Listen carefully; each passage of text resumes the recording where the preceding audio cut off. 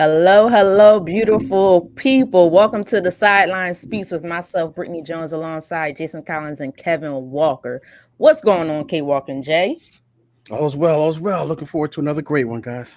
Yeah, everything's good, Britt. Should be a fun show tonight, so I'm looking forward to it. Absolutely, absolutely. Before we get started, because I know we got so much to talk about, it's so much going on in the sports world right now. I think my head is about to explode.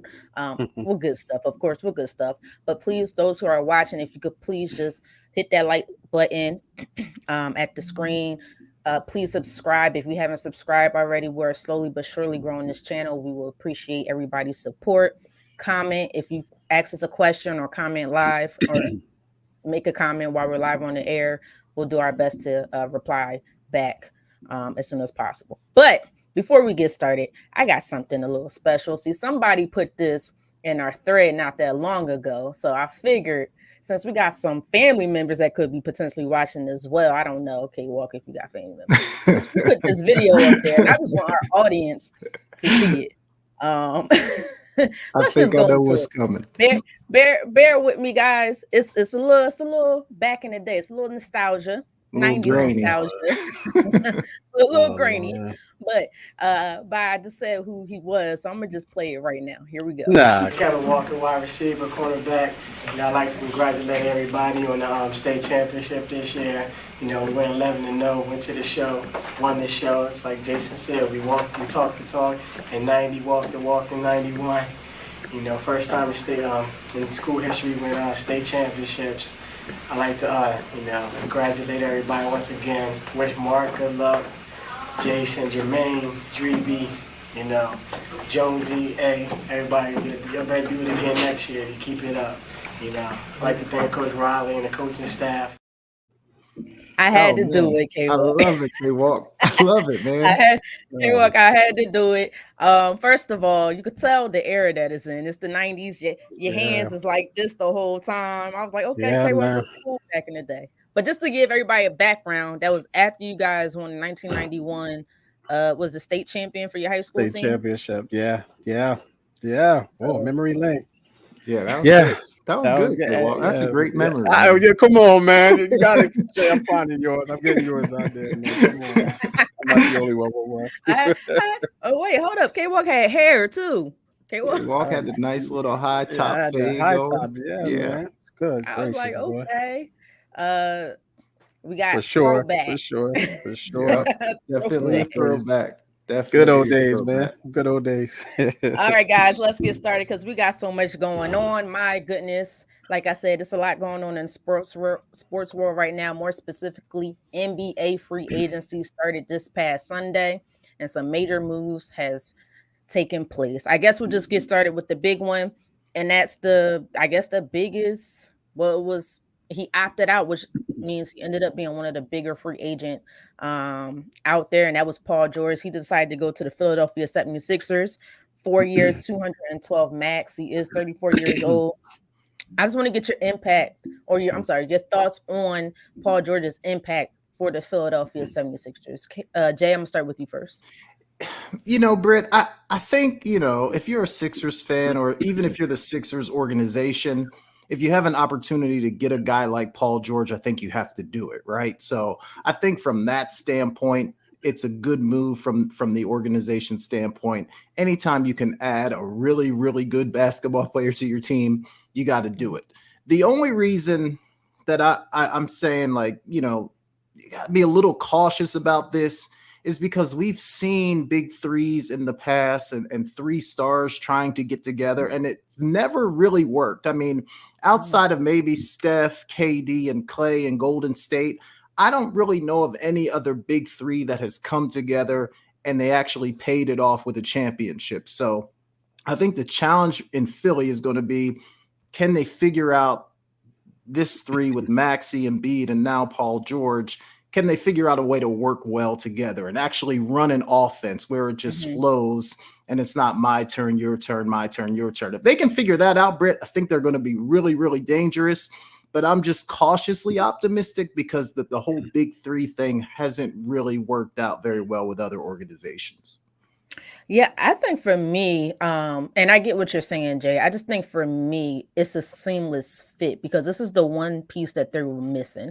They have been looking and searching for wings. They thought maybe Tobias Harris can play that role, and Tobias Harris just looked like he got lost in the sauce, I guess you can say. And I Yeah. try to give him somewhat credit because as they were kind of playing, I don't know, tag with having people come in and out of lineup, his role constantly had to change. So he never was able to get that consistent role that you need.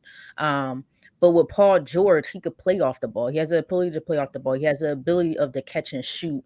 And then if something happens to Embiid, as long as they stay healthy, health is the biggest factor in my to me in this situation.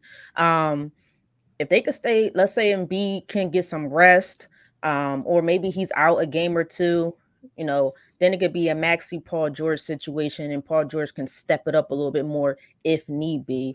I think he's more of a better shooter than a Tobias Harris. I think he could play defense better than a Tobias Harris, although he is 34 years old. Yeah.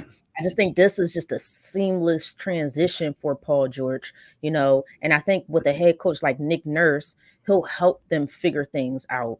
Um, I feel like Paul George doesn't need to be the main guy in the situation. I mean, he's getting paid like one, which is great. But if you look at a lot of places like the Clippers, he wasn't the main guy there. I don't think he had a problem. He actually wanted to stay with the Clippers. And I think he helps Embiid and Maxi tremendously on the floor. Now, the important piece is what role players are they going to surround these guys with? Because they don't have a complete roster yet. They got 3 guys with $200+ million contracts. So I think that's the biggest thing. But K-Rock, what are your thoughts about Paul George to the 76ers? Yeah, I was going to mention the last part you just brought up, Britt, is that they don't have that bench yet, but that's going to come. We all know they're going to fill those spots. They have to fill those spots. But yeah, it's a combination of both things that you guys mentioned. Jay mentioned the success or lack thereof of the big threes, and is that going to work? I think it can work if and Britt, to your Mhm. point, if they all can stay healthy. The first thing when I heard this, I immediately went to Paul George, and I immediately went to Joel Embiid's history and how many games that they played throughout their career. Well, Paul George averages 62 games a season. He's been in the league for what, 8 seasons, no longer than that. And he's missed quite a few games.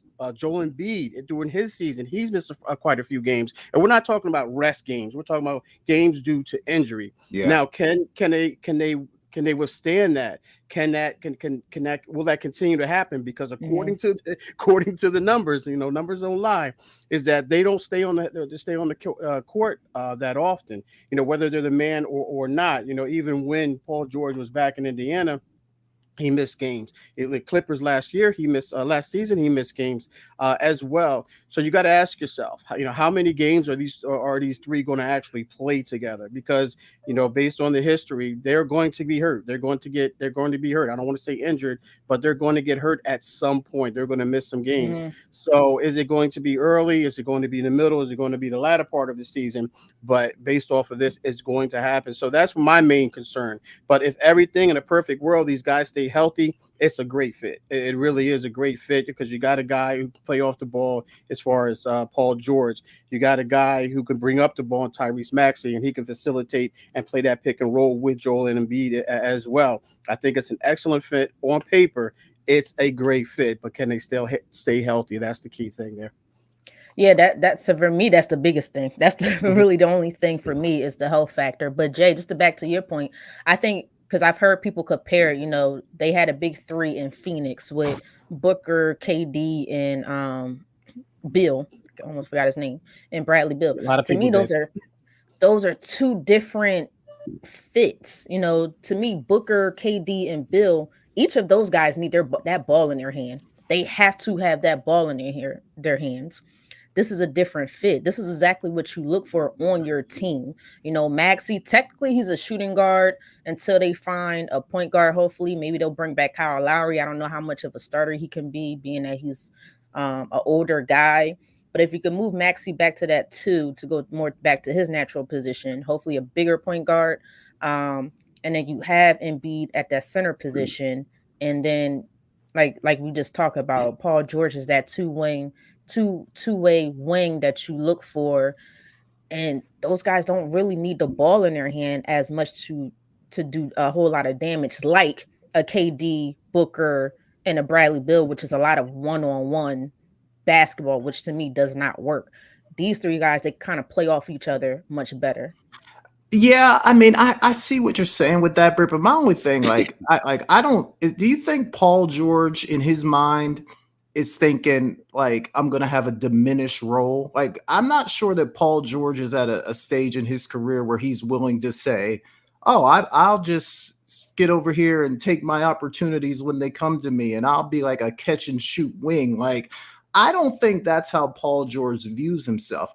And we say, yeah, maybe he wanted to go back to the Clippers, but he was also really frustrated and on record saying this team has no identity because the way that they played, it was obviously frustrating to him. So I'm not saying it's not going to work. I'm just concerned because there's really no history of it. Like we've never seen three guys come together.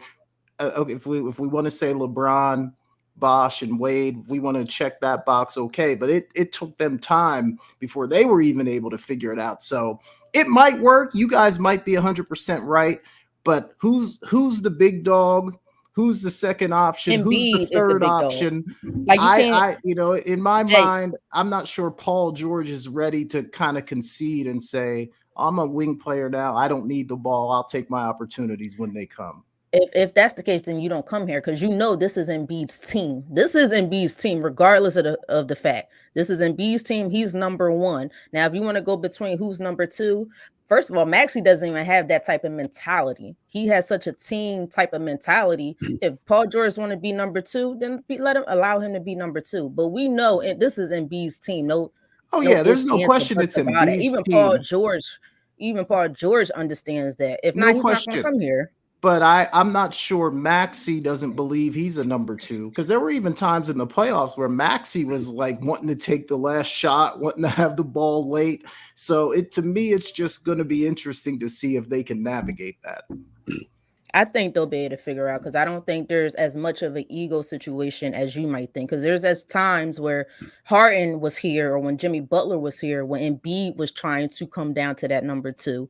And we've been trying to push Embiid like, no, this is your team. But he'll take that backseat if he needs to be. And we've seen him when he talks to the players like, no, shoot the ball. I want you to do more. I'm pushing you to do more. I'll be fine. So I think they'll be fine. I think it could work. It just depends on, at this point, it's up to Nick Nurse for him to figure it out on how it flows. K-Walk, any final thoughts on this? Yeah, I just think they have to start focusing on that bench now. To be honest with you, those role players, man, because it's the season is getting, the season is upon us. It's coming up upon us real quick. So, and it's only going to be a handful of guys, quality guys out there that you really want to really can rely on, because we talked about the big three. That's me. Sorry, guys. The big three. And Phoenix. I have my window open because it's a beautiful day. Sorry, ladies and gentlemen. I usually have it closed. But anyway, like the big three in Phoenix, they had those guys, but they didn't have the bench. They didn't have the bench players that first year. Then they brought in some guys after that, but for some reason or another, the big three tapered off. So I just think they have to focus on that, because, as I mentioned earlier, they have a history of getting hurt, and if they have to be on the court longer than they should be, or longer than they want to be, then it's going to be a long season for the Sixers for sure. So they got to shore up that bench without question. Absolutely. Any thoughts real quick on the impact to the Clippers? Does anybody have any thoughts on how Paul George leaving the Clippers could potentially impact, I guess, how they could go to the playoffs? I know they still have Kawhi. They just signed James Harden to a 2-year, $70 million deal. Yeah. That's Jones interesting, Jr. Right, Jay? He just complained all last year how he didn't get that max, and he still didn't get a max. But what are your thoughts on? Do you think this is a big loss for the Clippers? I do think it's a big loss, and to still one of K-Walk's lines, the Clippers are going to clip. Like they're going to be the Clippers. I don't think anything's going to change. Some people think they're cursed. I'm not going to go quite that far, but I mean, might they make the playoffs? Maybe, I don't know, but I don't think they're going to be irrelevant when it really gets down to it. They won't be one of the best 5 or even 6 teams in the West. Right. So I think it's a big loss. And honestly, I'm kind of at the point with James Harden. Like, if he's your main ball handler, I don't know. To me, it's not a recipe for success in today's NBA. Yeah, I'm on my end. I'm a little curious on how Kawhi feels about it. He may not really talk about it too much, because he's a quiet guy. He stays to himself. I think I seen a picture of him in, I don't know if he was in Cancun or somewhere on vacation, just in his Yeah. own little Birthday. blissful world. Mhm. um, but I am curious on how he feels about it because Paul George was his guy. That was his guy. He kind of took that 3-year deal because he was hoping that Paul George would re-sign there so many years ago. I'm pretty sure he wanted that 4-year max as well. And I'm with you, Jay. I just don't know what a James Harden. He just still holds on to the ball way too long. And I Yeah. think that's part of the reason why maybe Paul George was getting a little frustrated. Some of those other guys would get frustrated because he's still doing the same thing that he was on every other team that he's been with. But K-Walk, what's your thoughts? Yeah, with the Clippers, you look at this team. They did sign Derrick Jones Jr. as well, a Hmm. free agent there from Dallas. Don't know how much that's going to help, but he is he's a quality guy. We saw what he did in the NBA Finals with the Mavericks, but Kawhi is exactly who he is. You don't really know because he's so quiet, so about everything that he does. So so yeah, when James Harden comes back, when James Harden, Jay, I just think Hmm. that with James Harden, anybody who picks him up, any team, you gotta know he's going to be your predominant ball handler. Like, that's just who he is. He needs the ball in his hands, and I know he's a human shot clock violation as well because he takes so Exactly. long. Right. He takes so Hmm. long, and again, getting into the offense, and by the time he does, it's about 4 or 5 seconds left remaining on the shot clock. But yeah, it's going to be interesting to see who else they bring in if they make any trades. But losing Paul George is obviously huge. I Yeah. mean, anytime you lose a guy like that, it's devastating, and we'll see how they bounce back from that and what additions other than the two that we mentioned, Derrick Jones and re-signing James Harden, what the difference is there and who they're going to bring in as well. They're not going to bring anyone in there that's going to be able to replace him, but someone who can possibly make up for a little bit of the loss, if you will. Right. Right. Real quick, we got T Perfect says, "Hey Britt, big fan. I appreciate you, T Perfect. Thank you so much. Please, I hope you keep watching this, and if you're willing to, just share our channel. But let's go to the next, I guess, free agent. And this one he was part of the Knicks, but he signed a 3-year, $87 million deal to go to the OKC. To go to the OKC. I wanted to say to go to the Thunder, but I ended up saying OKC. And that's Isaiah Hartenstein. I think I said that Hartenstein, properly. yes, I think they Hartenstein. just say I heart is what I believe they call him, something like that. So Isaiah Hartenstein, big man, leaves the Knicks, who played a tremendous role in the playoffs this past year, is now with OKC. What's your thoughts on this move? K Walk. I love it for OKC, because Hartenstein was the heart of of the Knicks last season, pun intended, without question. But them bringing in who they brought in and re-signing OG. I think they felt like they're okay with losing that, but yeah, Hartenstein, man, is going to be a huge addition. I think it's exactly what OKC needs. That guy who does Mhm. it all. I mean, he's gonna rebound. He's going to give you those hustle points. He's going to give you those stats that those plays that don't show up in the box score. He does every little thing the right way. He comes and plays where he puts his heart hat on. It comes to play each and every day or each and every night. And I love the move. I think it's an excellent fit. I think it's something that OKC needed, a great piece to put them, in contention for a legitimate contention for, Mhm. coming out of the West without question, because you know how close they were last season. And I think Hartenstein, you always pose that one way. If they had Hartenstein last season, that if segment that you have. If they had Hartenstein last season, then I think it would have been a deeper run for OKC. So great pick up there, and like Hartenstein said, yeah, he didn't like those guys anyway. So so it wasn't. So he said they're dead to him. According to him, they're dead to him. So. Yeah, I agree with everything that you said, K-Walk. I think his size and his rebounding is going to be tremendous for OKC. I think that was one of the issues with them was that size in the post, and he's definitely going to provide that mentality that he has. I didn't realize how tough he was, and he's a tough guy. He's a tough guy, and I think that's what hurt the Sixers because when they did not have Embiid, they just couldn't rebound. If Hartenstein was in, you're not going to out rebound him whatsoever. I don't care if all 5 guys was down there; they just wasn't able to do it. And because of that, I do think it's a huge loss that not a lot of people are talking about from the Knicks. I think he was important to the Knicks. I know they have Mitchell Robinson, but same thing that we just discussed with the Sixers is injury. Mitchell Robinson seems to be injured a lot, so and he was that hustle. I don't want to say dirty because he's not a dirty player, but just did the dirty work. Gotcha. That's what I want. He did the dirty work. He got the rebounds, the offensive rebounds, the putback points. He had the size that was needed, and that helped the Knicks get as far as they did until they lost to Indiana because due to injury and exhaustion. But Jay, what are your thoughts on Isaiah Hartenstein to OKC, and if you have thoughts on the impact to the Knicks? Yeah, I think it does hurt the Knicks a little bit, but I also agree with K-Walk that the pieces that they added, and then if they keep Randall, I think the Knicks are going to be fine. But from OKC's perspective, I think it's a perfect fit. It's kind of like that missing piece that they need to kind of get over the hump.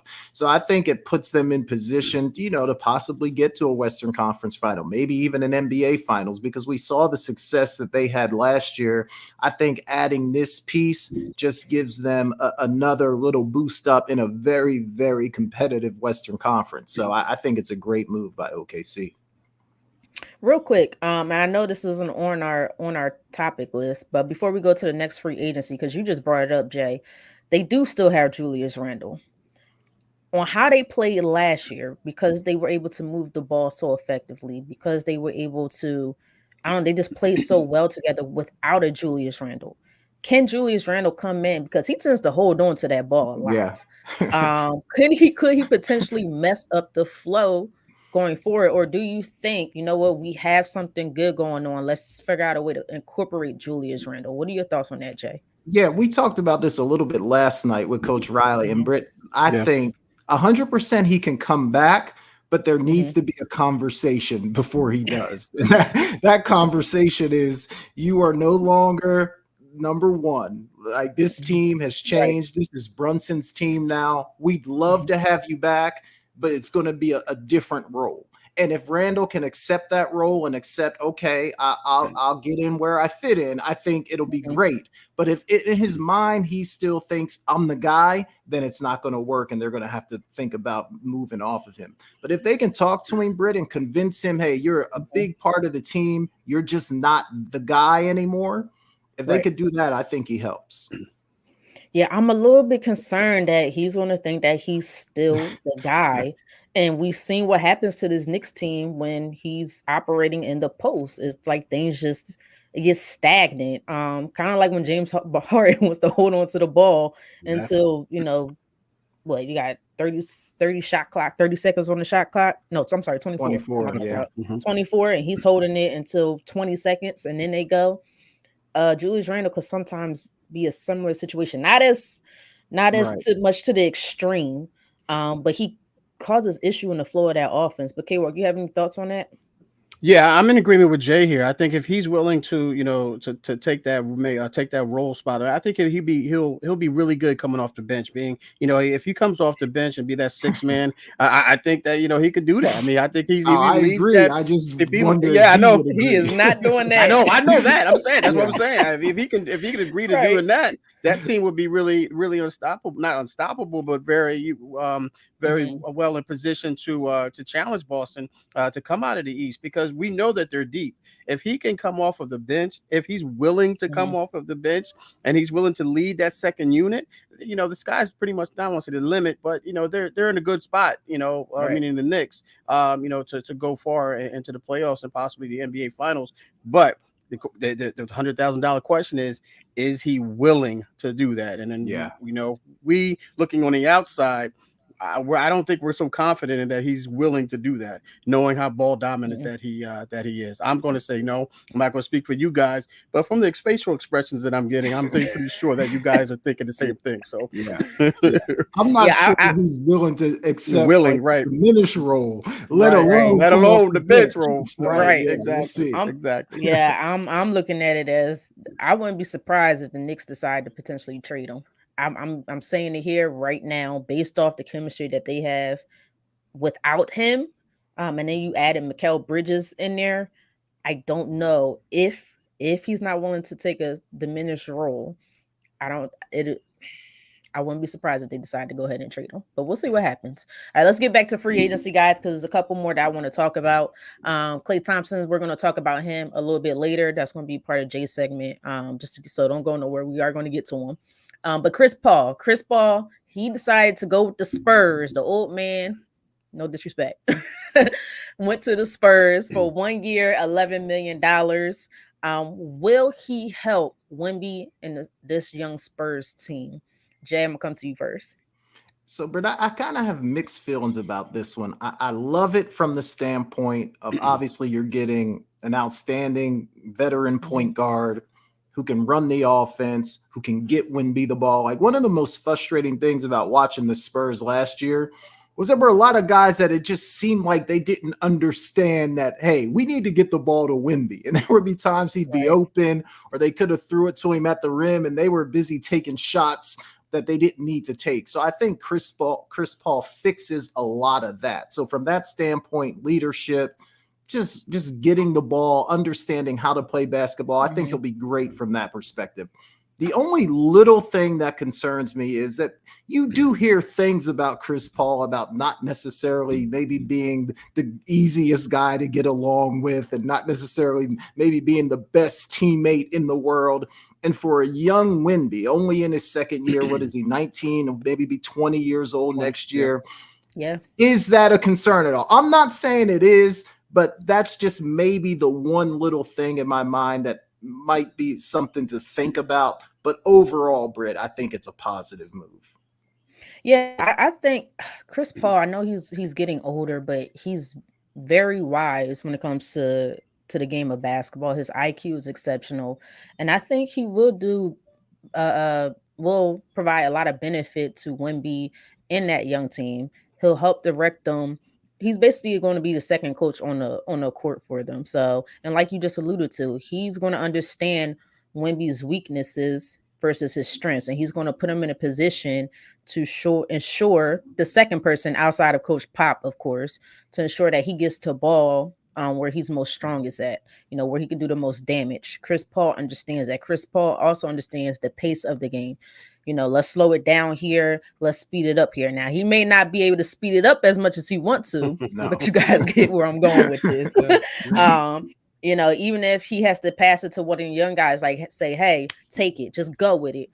He'll do that. And I think that's going to help Wemby and those other players, those other young players on the Spurs, help them along in their development. And I think they're going to make a much bigger leap. I'm not saying leap as far as contending, no, but maybe make it to the playoffs this year or even in the tournament this year. Okay, what's your thoughts? Yeah, I love this move for the Spurs, man, and for Chris Paul. I think it's a great fit for the Spurs and for Wemby, but more importantly, because I think you need a guy like like Chris Paul. I can't call him the point god anymore, more like a point disciple, if you will. But he's still, but he can still get it done. He's still, he's still there, still got the mindset, and he's understanding how to how to get things done, how to run an offense, and get these guys. I mean, he knows how to lead. I mean, look, he was the vice president of the NBA Players Association, so he understands how to Mhm. lead, and he understands what these guys have to do in order to succeed. And then you mentioned Brit Pop. I mean, you got Pop there, so yeah, I don't see him being that guy that Jay mentioned or he's heard of. Not being a great teammate. I can see that the older you get, the more you understand that you got to change your ways, and it's no longer about the money, it's about the rings and things of that nature. So I'm not saying they're going to win a ring. I mean, get a ring, but I think they'll be in a lot better position to contend for either a playoff spot or play-in spot, with this Right. team. And I think that a guy like Chris Paul is exactly what Wembanyama needs. And not only they drafted the young kid out of UConn as well, so he can mentor him, if you will, get him Yeah. ready because he is the future Mhm. of the Yep. Spurs organization. So I think it's a good fit all around for Chris Paul and for the Spurs. I think this is a sneaky. Really, I think it was probably the best free agency move. Not saying not from a talent standpoint, but just for a fit in piece. I know we talked about Hartenstein, but just a piece that a team needed. I think this is one of the sneakiest ones there. Yeah, absolutely, absolutely. I don't know if anybody want to read the comment. I clear my throat. Yeah, CP3 is going to Yeah, be good for Stephen yeah, Castle's yep, development. Yeah, and that's what you were alluding to, K Walk. yeah, And I actually thought that the pick in Castle, I thought that was a great pick, yeah. man. Like I Hmm. know he was a freshman at Connecticut, but you can see the upside all Yes, over this kid. I yes. think he's going to end up being one of the better players in this draft. Mhm. And so I think the Spurs getting him was a great pick. And then adding CP3 to mentor him, to teach Yeah, him the guard position, man, I think it speaks volumes. So definitely. yeah. Man, I feel like I'm starting to love the playing field in the NBA. It's starting to feel like that when I was growing up. I can't say old school because I wasn't around, but when I was growing up, the 90s into the 2000s, like every team had that superstar. Every team had a good quality role players, and it was just a lot of competition. So I feel like we're starting to get back there. But I gotta talk about this one more team, and this is a team situation during free agency, and that's the LA Lakers. As we all know, LeBron decided to opt out of his deal. And he's willing to wait. He's actually came out and said, or not, he didn't say directly, but indirectly, sources have said that he's willing to take a slight pay cut for the right player, for the right, whether it's a star, a very good quality, you know, top of the line role player, um, or just the overall top free agent. But it seems like every free agent that they have some interest in, or they decide to go elsewhere. Why does it seem like these players are all of a sudden deciding to go elsewhere? What do you think the cause could potentially be? K Walk, I'm gonna come to you first on this one. Well, we I think we know what it could possibly be, but I mean, uh, there's no coincidence here, Britt. I don't believe in coincidence by any stretch. I just think that everyone who's been around LeBron, who's been around the Lakers organization, knows LeBron is pretty much running the ship there, if you will. He's Hmm. calling the shots, whatever whatever term you want to use.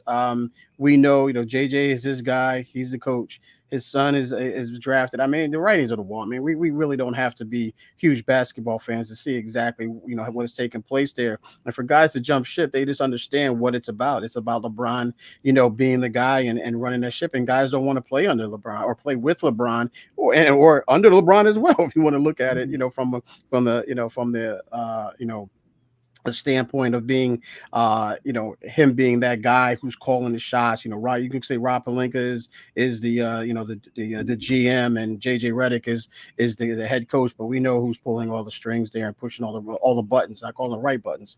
Although I do think they got Connect. I think that was a good pick for them. But yeah, I just think Yeah, when you look at these guys, headed for the hills, you know why? Because LeBron is a guy that they don't want to play with or play for. yeah. I would love to say I disagree, but K Walk, I agree with you. I don't think these free agents, they feel like Clutch Sports, along with LeBron, they have so much control within this organization. I'm just not sure if they want to fall underneath that. And this doesn't mean that they won't get any free agents. There are going to be some players that come to the Lakers. Um, But I just feel like with everything that's going on, it just seems to be like a big circus all of a sudden in LA the last couple years, and I don't know if players want to take part in that. They really just want to focus on the game of basketball, competing on the highest level. But all this unnecessary attention, I just don't know if they want to be involved in this. And like K. Roll said, LeBron is in control of all of this, whether we believe it or not. If he voices his opinion, they're going to listen and they are going to follow suit. It's not a coincidence, guys, that his podcast friend JJ is the head coach. It's not a coincidence that his son is on the team. He is at the center of all of this. And I'm not saying it's a bad thing, but it becomes what Dalton Schultz said about the Cowboys. It becomes somewhat of a zoo. You know, you just want to focus on playing basketball and not focus on the unnecessary stuff. It creates too much of an issue within that locker room. And it's like, who do you go to? Who can you trust? But everybody's going to have to listen to LeBron. And another thing is money. Let's be real. LA is expensive. And in this market, LA is expensive. So if you're making so much money, that income tax or that tax, that's probably going to be half your paycheck there. So that's probably the second thing. But Jay, what's your thoughts on this?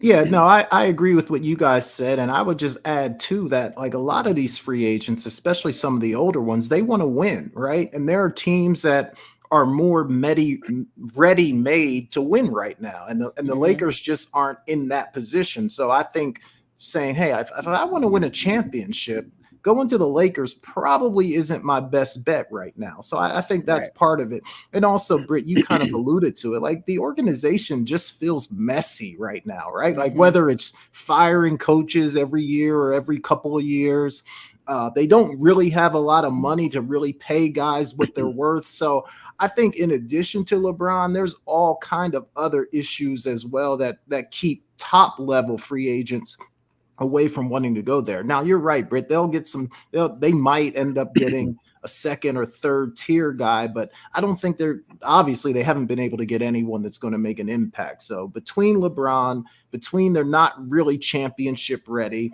and just the whole messiness of the organization, that's what's keeping people away. And my question is, when is LeBron? I know it's not going to be anytime in the near future, but when is LeBron going to actually get the title of GM? And because I know that's what he's gunning for. We know LeBron has a lot of GM in him. We saw him in the All-Star games where him and KD were picking. He had his book and everything. KD going over the top of his head. This guy has a book and everything. So I'm really curious to know if you guys really believe at some point will LeBron James be the GM of the Lakers or any other team for that matter. Go ahead, Britt. I don't know if he'll be the GM. I think he's gunning for that Michael Jordan type title. I think he wants to become owner of a franchise one day. I'm Jerry fine Jones. with it. So he wants to be a Jerry Jones fan. Okay. Right. I'm okay if you want to become an owner. I just say don't be the owner and a GM. Please don't. I feel like you're gonna mess everything up just like a Jerry Jones is going on. As we can see, his decision making as a GM is not the best also. So you might be, have high IQ on the court, but that's different when you got to make player decisions or operation decisions. That's completely different, and he's not the best of that. But Jay. No, I agree. I think he's got too much money to be a GM. If it's either going to be ownership or something else, I don't think he would just want to work for an organization and be the GM. I could see him wanting to own a team, absolutely. But to your point, K-Walk, even as the owner, hey, if you're the owner, you can pull any string you want. You ain't answering to anybody. So Jerry Jones. I think that probably fits him a little bit more than just being a GM for somebody. Absolutely. So we got a couple comments here from Tony. He said, update, Brittany. LeBron has announced he's not taking that pay cut because the Lakers weren't able to land PG, Klay, or Jonas Valanciunas. I can't say it. Valanciunas. Thank you. Jeez. The Lakers then signed Matt Christie to a 4-year, $32 million deal. So there you go. Thank you for that update, Tony. I appreciate it. Please update us live as well. Yeah, and one of the things too, especially with that Christie signing, the Lakers have been talking a lot about development, and they signed Christie and they look at him as a developmental player, somebody that they can invest $2 years into, and then hopefully, he hits his potential. So that's sort of the course they're going with some of these signings. Yeah, that sounds like what T Perfect just said. AD deserves better than that circus. It sounds like they're not planning on winning the championship anytime soon. So it's going to be curious to see how long AD will want to stay there. I mean, he has to be healthy to want to say I want to move somewhere else to have his say so, but at the same time, the talent that he has in itself, he does deserve to go somewhere where he doesn't have to deal with all this nonsense, can focus on basketball and hopefully contend. Any final thoughts on this? No, I'm good. I'm good. I'm done with that. All right, we got a question before we go to the next topic from T Perfect. This is interesting. It says, who's the panel's all-time top 5? Mike goes Mike, Kareem, Bron, Hakeem, and Duncan. It's not one of our topics. If one of us just want to answer it real quick, who your top 5 is, be my guess. Top 5? Is that? I got Mike. I got Mike and Kareem for sure. No question about that. LeBron would be in my top 5 as well. And then after that, I usually put Hakeem in my top 5, and I think I'd maybe squeeze Kobe in there potentially. It's always changing, but Mike, Kareem, LeBron, and the Dream, a solid 4. That 5th spot, depending on the day of the week, it might change for me. Hey, Walk, you want to say yours real quick? Yeah, I mean, I got MJ, of course. I do have Hakeem on there as well. I have Magic as one in my top 5. The big fundamental has always been I like KG over. I like the big ticket over Duncan. He's in my top 5 as well. And believe it or not, ladies and gentlemen, I got Pip. I got Scottie Pippen in there as well, man. I know that's different, but Scottie Pippen, I think, is one of the most, if not the most underrated player in the history of the game, man. I just would think everything that he's able to do, and I just not with Mike, but what he brought to that Portland team as well. So yeah, I'm going to go. But based off of this, I got MJ as well, and the Dream. Even if I thought Pippen was a top 5 player, I could no longer put him in my top 5 based off all the things he's been saying and doing. I don't care about all that. I couldn't do it, man. It's the art. It's the art, not the artist. So that's how I look at it. It's the art, not the artist. So it's the player, not the person. I got yeah, Tony, like what? Walk Pippen? Yeah, man. I got Pip. Yeah, man. I'm sorry, man. It's your list. It's your list. I got my list. Pip is my guy, man. That 3 spot every time, all day, every day, and twice on Sundays, man. Well, for me, Mike, of course. I got Kobe in my top 5. Kareem. I got Hakeem. And then they don't allow me to put him in there because he never won any championships. But I put AI in there, so. But they make me kick him out. They make me kick him out because he never won a ring. So, I think based off talent, he should be up there ring wise. Absolutely not. But I'm gonna keep him in there for now until I just don't feel like putting him in there. So AI, I'm probably the only one in the entire world that got you in her top 5, but you're in my top 5. All right, guys. Come on, Tony. Let me see those eyes in that comment for that too. Nope. Tony got my back. He said AI top 5. Wow. He said top 5 icon. I just read that. Icon is different. Yeah. So he kind of got my back. Sort of, kind of, but not really. Yeah, right. Come on, man. I got my back. Got to be negative. No, I'm gonna take it. All right, guys. We got to move on to our next topic. And the Lakers today had a press conference mentioning the rookies, and I want to show a clip. It's going to be 3 different clips, and I'm gonna break it up. So I'll show one clip and then ask a question and so forth. But this first clip, I actually might ask it ahead of time. It's with JJ Redick, of course, speaking on his thoughts about the 2 rookies, Bronny and Dalton Connect, which we both have agreed, or I think we all agree that was actually a good pickup. But I want you to pay attention to something in this video and just give me your thoughts on what you think. Give me a second. I do have to pull it up. Oh, it worked perfect today. Here it comes. There you go.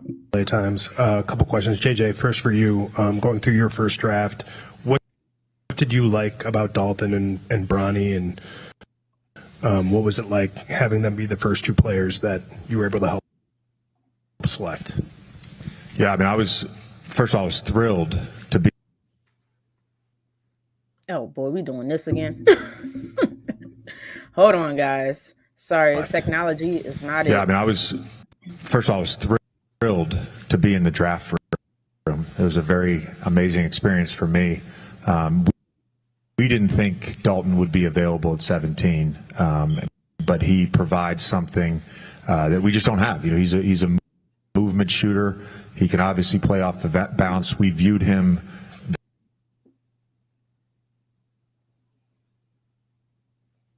Looks like it does not want to work. All right.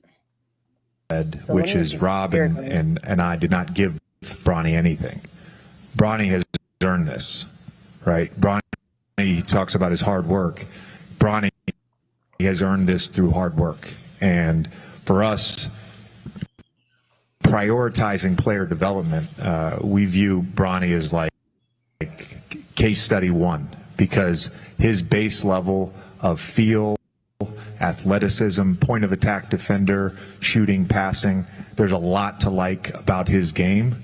And as we sort of build out our player development program holistically, he's going to have a great opportunity to become an excellent NBA player. And then my second question for both of you guys, for Dalton and Bronny. This organization has talked a lot about player development here over the last month or so. What are your expectations for yourselves starting with Summer League in terms of playing both in Sacramento and in Vegas, and kind of what you're hoping to gain between now and the start of the season? I think it's going to be a lot of fun just getting out on the court with all the guys, and, you know, the first couple of days learning from JJ when he'll be there, and start the season, you know, go to the Summer League and hopefully go win that, and then just go on and get the regular season started. For me, probably just, you know, getting a feel for the game, especially at the next level. But just excited to go out there and compete with some you know, great players, and being able to, you know, take this time to get ready for, you know, what's to come. All right. So, sorry again about the technology. Last week it worked perfect. This week, not so much. But anyway, I kind of want to get your thoughts on what, if we somewhat heard it, I know it was a little hard with the video breaking up. They didn't really ask JJ or Bronny about how he got into the league. He just felt the need to jump in. When all they asked him was, you know, how do you feel both of these players will fit on the team, or what's their fit look like? And he just felt the need to come to Bronny's defense. What are your thoughts on that? Jay, I'm gonna come to you first. I like it. When you texted us this afternoon, I turned it on, Britt, and started watching it. And I was okay with it, because even though the reporters didn't necessarily ask it, we know that that's been a lot of the conversation ever since Bronny has been picked up. Did he deserve to be drafted? He shouldn't have been drafted. His dad got him drafted. Like, there's been so much around that, none of which is Bronny's fault, right? So I think for JJ to step in and say, hey, look, this guy's earned it. We like what we see. Our focus is on development, and we think if he's in our program for a couple of years, he's going to end up being a really good player. I feel like that's what you have to do as a head coach. I mean, as a player, whether it's basketball, football, whatever your sport is, the one thing I feel like you need is you need to know that your coach has your back. So for me, JJ stepping up and saying those things, I think is number one what he had to do. And then I also think for Bronny, it's got to make him feel good to think, you know, okay, that these guys do actually believe in me and didn't only pick me because my dad's here. Yeah, I mean, Jay, you do make a valid point. You know, JJ doing that did show Bronny, you know, I got your back regardless. You know, whether they ask that question or not, I can hear what they're saying about you in the media. I'm here. But K-Walk, Do you believe anything that JJ said? No, because if you saw, because when I listened to it and JJ said that, I'm like, wait, did the guy ask him that question? So I had to rewind it to see if he asked him that question, which he obviously didn't. And then I realized LeBron was at the press conference and Bron was dialed in, and like he had some some eye contact going on with JJ. So actually, going back to what we talked about earlier, a lot of orchestrating going on, with LeBron James. I'm not going to call anybody a puppet by any stretch of the imagination, but he's pushing a lot of buttons. He's pulling a lot of strings, meaning LeBron James. So, yeah, I think that had to be said. I think that going in, that was the main focus on making sure that we had nothing to do with this, meaning LeBron had nothing to do with this. I had nothing to do with this, or as far as getting him in. But yet they turn around and they draft him. Like, come on now. It's just you're missing me with all that. You really are missing me with all that. Stop spitting on my back and telling me it's raining. Okay, I know what's going on here. So with all that being, I cleaned that up for ladies and gentlemen. I cleaned that up a little bit there. But with that being said, yeah, I think JJ said the right thing. I think that's what you have to say in a press conference of such with Bronny James. And like Jay said, it's not Bronny James's fault, that he's born LeBron James' son and he's in a situation there he can get drafted and play with his father. I mean, everything worked out for him. I think, like, in back of my mind, I wish Bronny wishes that he really had an opportunity to go somewhere else and didn't have so much influence from LeBron. I really, the way some of his questions, when you look at him and they look at his mannerisms, I really think that LeBron was like, Bronny was like, oh man, I just wish I wasn't in this situation. But maybe at the same time he realizes that, listen, I'm going to get an opportunity here. It may be nepotism, it may be nepotism, but I'm going to take advantage of this. So I think he's motivated because a lot of people are like us are saying that he's only in the league because of LeBron James. So that's a chip on his shoulder. So I mean, it's something that he has to use as a motivational tool. And I'm pretty sure as LeBron James' son, he's going to do just that. Real quick, Britt. K-Walk, I agree. Like I picked up on some body language too, like where I think Bronny might have been happy being somewhere else. Not that he's mad that he's with the Lakers, no. But I think he would have been okay had he gone to a different organization. But like, I don't know. Like, do you guys think Bronny shouldn't be in the league? Like, do you guys think JJ was just saying that and doesn't really believe it? Because even though Bronny wasn't super productive in college, obviously, like, I do think he has skills that could translate to the NBA. And I do think he has skills that might even fit the NBA game better than what was happening in college. So even though maybe JJ was just saying that today, I do think there's an element of truth to it that if they do develop Bronny, if he can shoot the ball consistently, he's a heck of an athlete. Like, why can't he be a solid NBA player? So I still think that's on the table for him. And Jay, I'm sorry. Go ahead, Brett. Go ahead. I was going to say, go ahead, K-Walk. No, please go. I was going to say, to me, it's not the fact that I think most of us think that once he develops his skill set, he can be successful in the NBA. Not saying he's going to be some top tier superstar like LeBron, but he could be a quality player. I think the problem is that, was he good enough at that point in time to get drafted number 55? Was there another player who should have been had the opportunity to get drafted in that position? That doesn't mean nepotism doesn't play a part in the situation, because LeBron can always get him signed as an undrafted free agent. He'll still be a part of the Lakers organization because eventually, yes, he does have that skill set. It just needs to be developed. I just think in that moment, somebody else should have been in that place that deserved that position or that opportunity that unfortunately is not going to get that. Prime example is Justin Edwards out of Philadelphia. Granted, he came along late with Kentucky, but that kid can play. I'm happy the Sixers got him. But that kid, and there were other players that maybe even above Justin Edwards, who's not coming to my head at this point in time. So, but it's unfortunate that they wanted Bronny's name to be called. LeBron, as we all know, in Clutch Sports, made it known that say he's only working out for 2 teams. So other teams didn't even have the opportunity to really see his skill set. That's like first round player type stuff. The first overall top 3 pick does that type of stuff.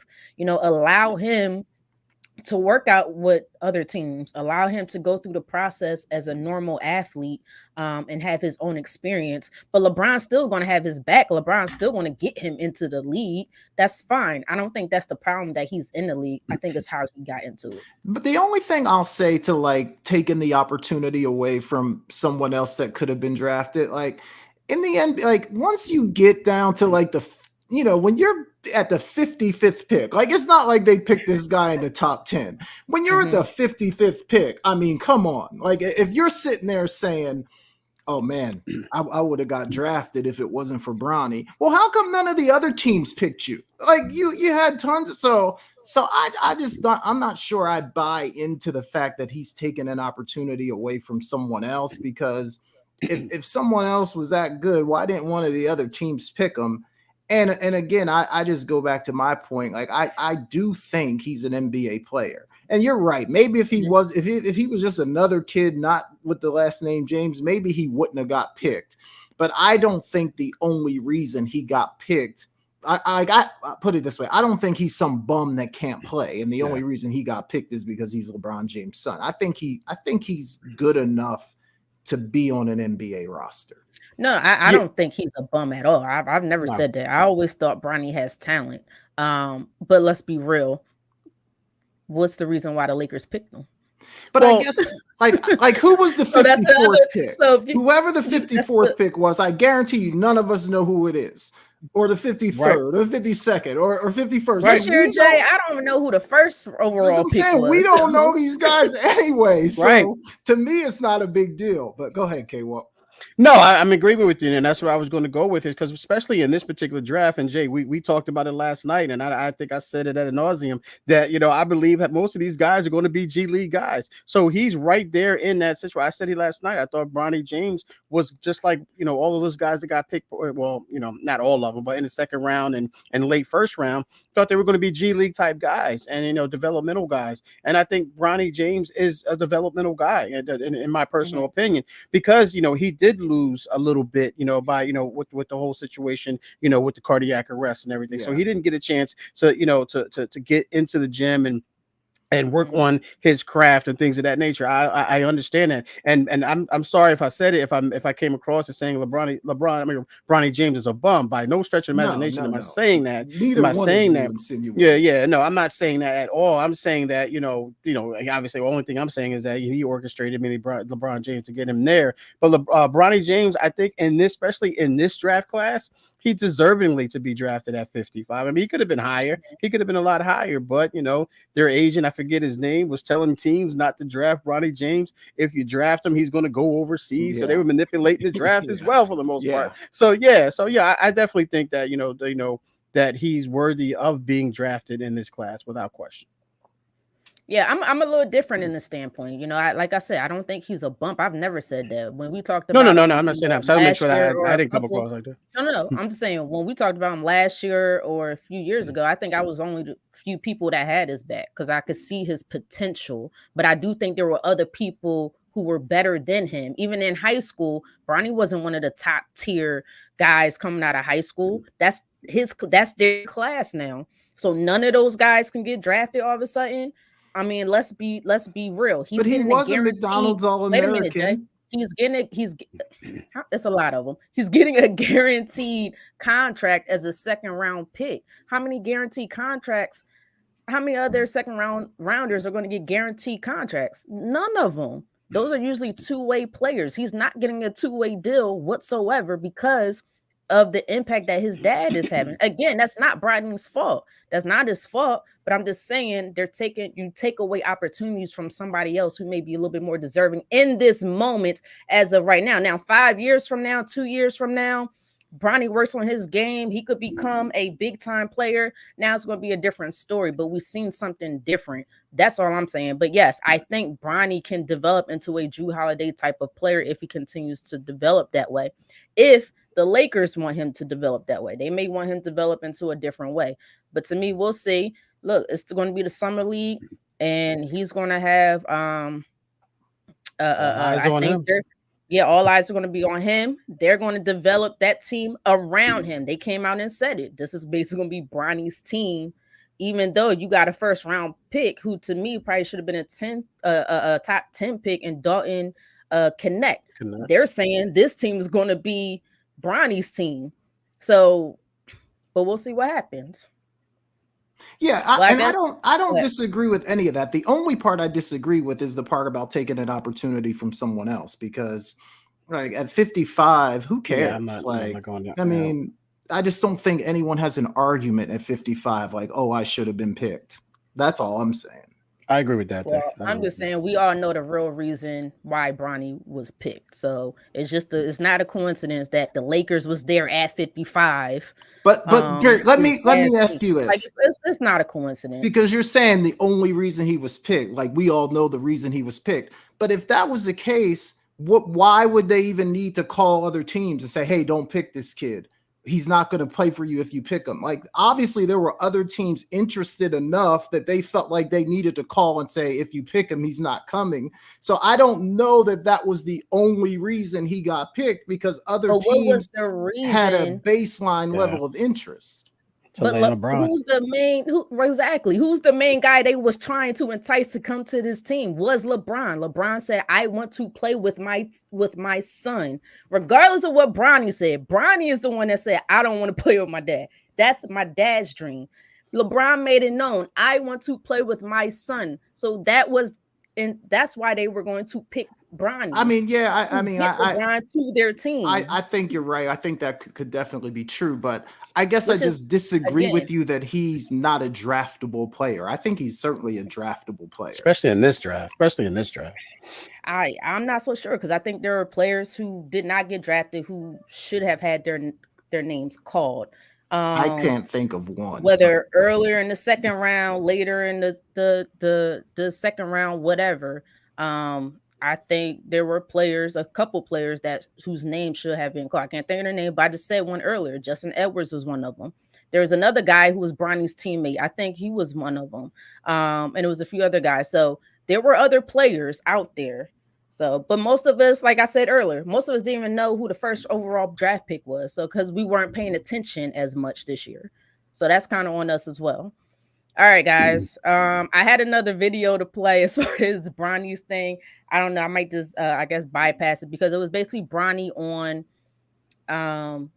his game, what he needs to work on. I guess we kind of discussed that a little bit, and some pressure on how he handles the pressure of it all. If y'all want to just allude to that, because I know you guys watched them in that little clip, and then you guys watched them earlier as far as the press conference. How do you think he's handling everything from, just everything that we talked about? Me personally, I'll go first. I actually think he's handling very well. I don't know what he's feeling on the inside, but from what he's showing, he might get irritated, like we said a little bit about, how does it feel to be on the same team as your dad? He's going to constantly get questions about his dad, but I think he's handling very well, very well. He's saying all the right things, but he's been saying all the right things throughout the combine. I'm very impressed with him. I like Bronny. I've always liked Bronny. I don't want anybody to say anything that I'm saying means I don't like him. But how do you guys feel that he's handling everything? Yeah. How he's handling? Go ahead, K. Well, no, I was just going to say I loved his answer in regards to that. He said, "Listen, I had my own thing going on. I had my own basketball thing going on. I wasn't always in my father's pocket. When he was playing in NBA and doing his things. So he's trying to say, listen, I got some understanding of what goes on in the NBA from talking to my father, but at the same time I had to focus on my craft as well. So with that being said, I think he's handling it very well. I don't think he was coached to say that by any stretch of the imagination. It sounded genuine. It was right off the top of his head. It's like, not like he was waiting for that question to be answered. It was a question that I don't think anyone expected to. Well, I guess we expected that question, but the answer seemed like it was genuine from him. He wasn't coached to say that. So with that being said, I think he's handling the pressure outstandingly up until this point. Yeah, I agree. I think he's saying all the right things. He's handling it well from the outside. There is a little bit. I do sense that maybe he's a little annoyed with just some of the conversation around the whole thing. Like K Walk, you mentioned that comment about not being in my dad's pocket all the time. Like I do feel like he might be a little bit frustrated with just the constant. Oh, you're with your dad this, your dad that. I do think LeBron could help out a little bit with that by maybe backing off a little bit. Like, and I don't know the protocol for this, but do parents usually come to introductory press conference? Like, were Dalton Connect's parents there today too? They were. Because, they were. Oh, they were. Okay. Because I was just going to say, Yeah. like, if not, maybe LeBron could just kind of, he casts such a big shadow that maybe he could just kind of not show up at some stuff and sort of just let Bronny be Bronny. That's the only thing I would say. But I agree, Britt. I think he's saying all the right things and handling it as well as he can. I mean, this is a kid that's been in the spotlight ever since he can remember. So for him, he really doesn't know much different. Yeah, I'm proud of Bronny. So I'm not gonna lie, I'm really excited. I'm definitely gonna watch the Lakers Summer League because I really want to see this kid grow and develop and become hopefully the star that they think he could become. His dad thinks that he could become, and I hope that he can become because I'm just not sure. Yeah, I have to see more of Bronny to really get a real idea. But Tony, real quick, said Bronny will be an agent for Clutch Sports in 4 years. That's cold, Tony. I don't know. I'm not going to go that far. I got one more little clip here. I tried to fast forward the video a little bit because this is about LeBron's youngest son, and he answered the question that someone asked him. It's a real short clip, maybe 15 seconds. So if it goes in and out, I'll be able to take it off and just tell you. But this is what he said about him playing potentially with LeBron. It's nothing different, but it's more amplified for sure. But I can get through it. They said, think my dad gonna still be in the league when I get drafted. That's too much. No. Because look, Bro, we 39. that's not that long. If you go one and done, He gonna be 42, bro. Bro, that's not nothing. Bryce said no. No, he's going to be 42, which is a couple years. I think Bryce is a senior, so if he goes one and done, it's about 3 seasons from now. What are your thoughts? Do you think LeBron will still be in the league when Bryce is in the league? I don't know if he could pull everything that he's pulling with Bronny right now because Bryce is a player. But do you think LeBron will still be in the league? K-Walk, I'm gonna start with you. What is the deal? What is the extension for LeBron James? What's the extension? It's a 1 year deal. He hasn't signed anything yet. He's talking about maybe doing like 1 year deals or potentially a 3 year deal. So we'll see. Okay. All right. So I asked that question because the fact of the matter is, it sounds like to me like Bryce don't want to play with LeBron. He don't want to play. He don't want to play. He don't want to go through that. He's seeing what Bronny going through. He's seeing what Bronny go through. I don't think Bryce would have. I don't know if he wants any parts of that. But anyway, yeah. I mean, it's LeBron James. I mean, I think he can play till 42. I think he can play to 43. He's in excellent shape. I mean, he keeps his body in excellent shape. I.e., Tom Brady. He's going to be one of those. I think he's going to be one of those athletes who's going to push Father Time to its limit. I mean, give him the best run that you could possibly can give. I mean, Tom Brady is a non-athlete, if you will, just a guy who was a really good quarterback. But LeBron James is an athlete, and I think that he can play as long as he really wants to be honest with you. So I wouldn't be surprised. So if I had to say yes, will he play until Bryce gets in the league? I'm going to say yes. I'll say yes for sure. Yeah, I think everything that K-Walk said, because the investment that LeBron puts into his body, 1 million or a little bit more than $1 million a year.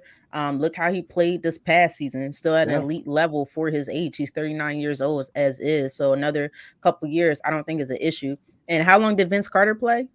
Well into his 40s. 41, maybe something 41. like that. Yeah. Udonis Haslem, although eventually he did sit down and just become a player's coach. Yeah. But he was well into his many years. So and I think LeBron is in way better shape than those guys, still plays at a much higher level than those Yeah. guys did. So I don't see a problem. And maybe at that time, maybe LeBron says, you know what, I am getting a little tired.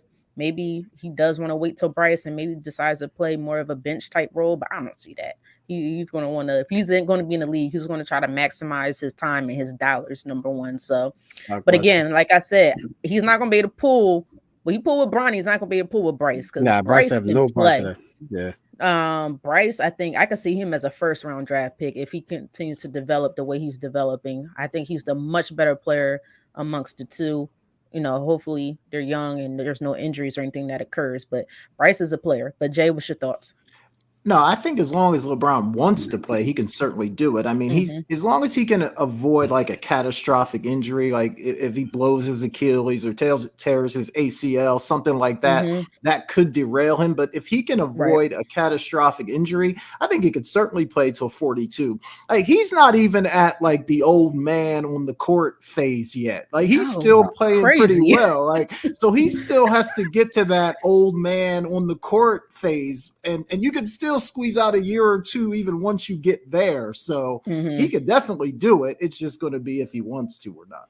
Yeah, I think he uses more energy. He exerts more energy in those fake fouls and trying to call and get those fouls than he actually does playing basketball. Yeah. So you know.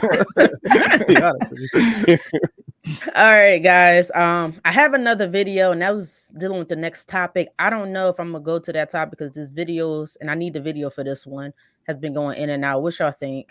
Just go into break, let Jay take over. Your call, Britt. Whatever you want to do. What's the video? It's about, it was, so the last topic was, just so I know. About Malik? Guys. Yeah, it was about Malik Hooker. So it was Cowboys safety. You know, we got to get into the Cowboys football season. Let's try it. So I got to that. Yeah, let's try it out. Yeah, all right, so let's try it out. Let's see what happens. If not, I'll just try to explain it to the best of my ability. But bear with me, guys. So Cowboys safety, Malik Hooker, Malik Hooker, spoke about, he was asked a question on who he think which Cowboys should be. Stop laughing. I'm sorry. I'm thinking about K-Walk's joke. I know. I can't remember what it was. It was like Hyatt, something like. It was from the quarterback, the Hooker. Inside joke, guys. It was an inside joke from a college quarterback whose last name was Hooker as well. But Malik Hooker was on the podcast and he was asked which Cowboys does he think should get paid first. This was his response. Hopefully this video is not acting up on me, but let's see what happens. It's coming in now. Who should they pay first, man? Who should they pay? You got 3-4 dudes out there. You got Zach Martin, you got CeeDee Lamb, you got Micah Parsons, you got Dak Prescott. Who should they address like right before training camp? All of them should get their money, but who should go first? Okay, so all of them should get their money thing. Well, I'm gonna just go ahead and say this now. Micah should be. Micah, he shouldn't be yet. I wouldn't put Micah yet. Uh-oh.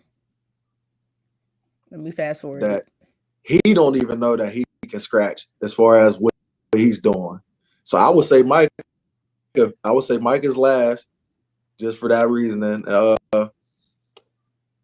I'll probably say Zach Martin would be after Micah for the simple fact of like Zach, he's done what he's done in the league, and he is who he is. Like he's gonna be there. I would probably say CD first. Let me just go. I'll probably say CD. Receivers gotta get paid for sure. I would say CD, and then I mean you got to look at what's going on around the league right now. Like all these big time receivers are getting paid, and in my mind, like CD. I'm not saying he's better than these guys, but I feel like he has shown up in certain situations more than these guys have, in my personal opinion.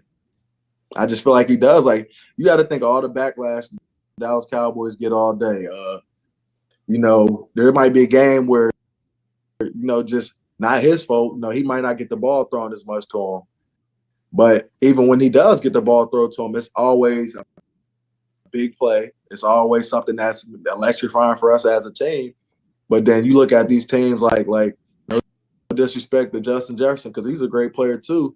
he's in Minnesota, and they're not having a winning record. So I like putting the record and stuff in this too. So I feel like CD should be paid first for the simple fact of what he does for us.